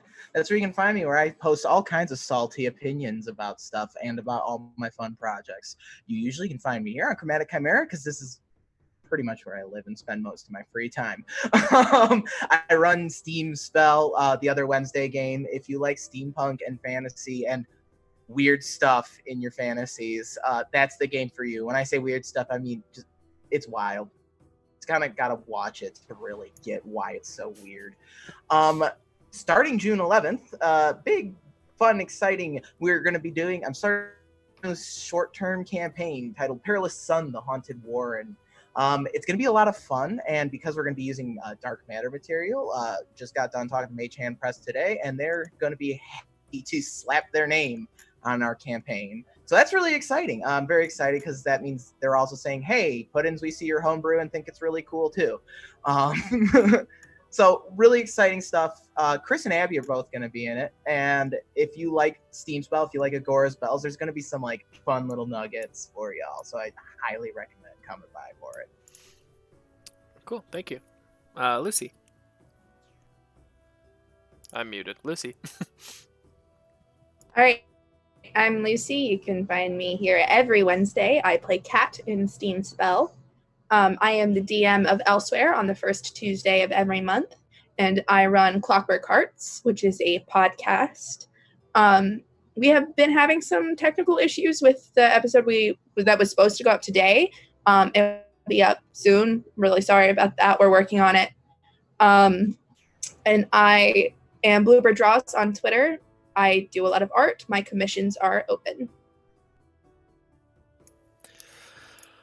All right. Thank you all. I am Chris. What about Sam, bro? Oh, did I skip Sam? Sam, you're up. Bro. It's okay. I was rolling Blossom stealth. Yeah, hey everyone, I am Sam. You can find me at the Sam Wisest on Twitter. I'm SamWise_GameG here on Twitch. I'm a disability advocate and the accessibility director here at Chromatic Chimera.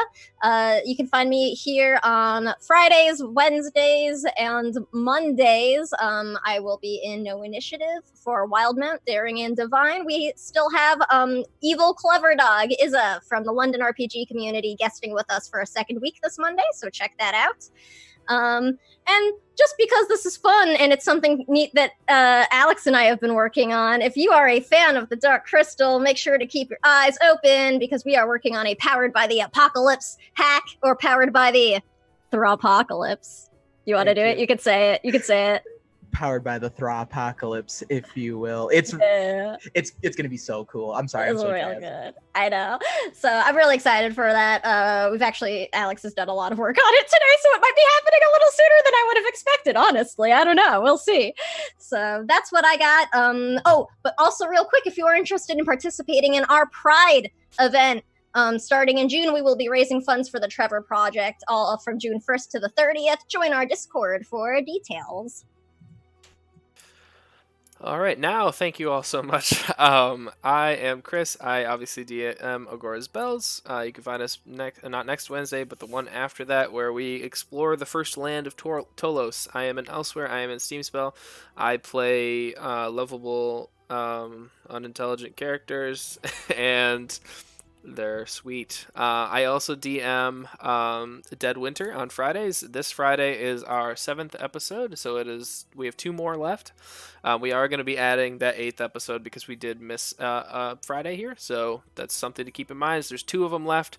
The party finally confronted the main bad guy of the mini campaign, and I'm excited to see how that kind of turns out. So I think that's it for me. Thank you again to Roll20 for allowing us to be part of their Spotlight program. Absolutely love it. Especially for City of Mist, it makes it so easy.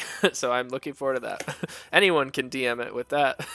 So anyways, that's it for me. Thank you so much. We will see you tomorrow.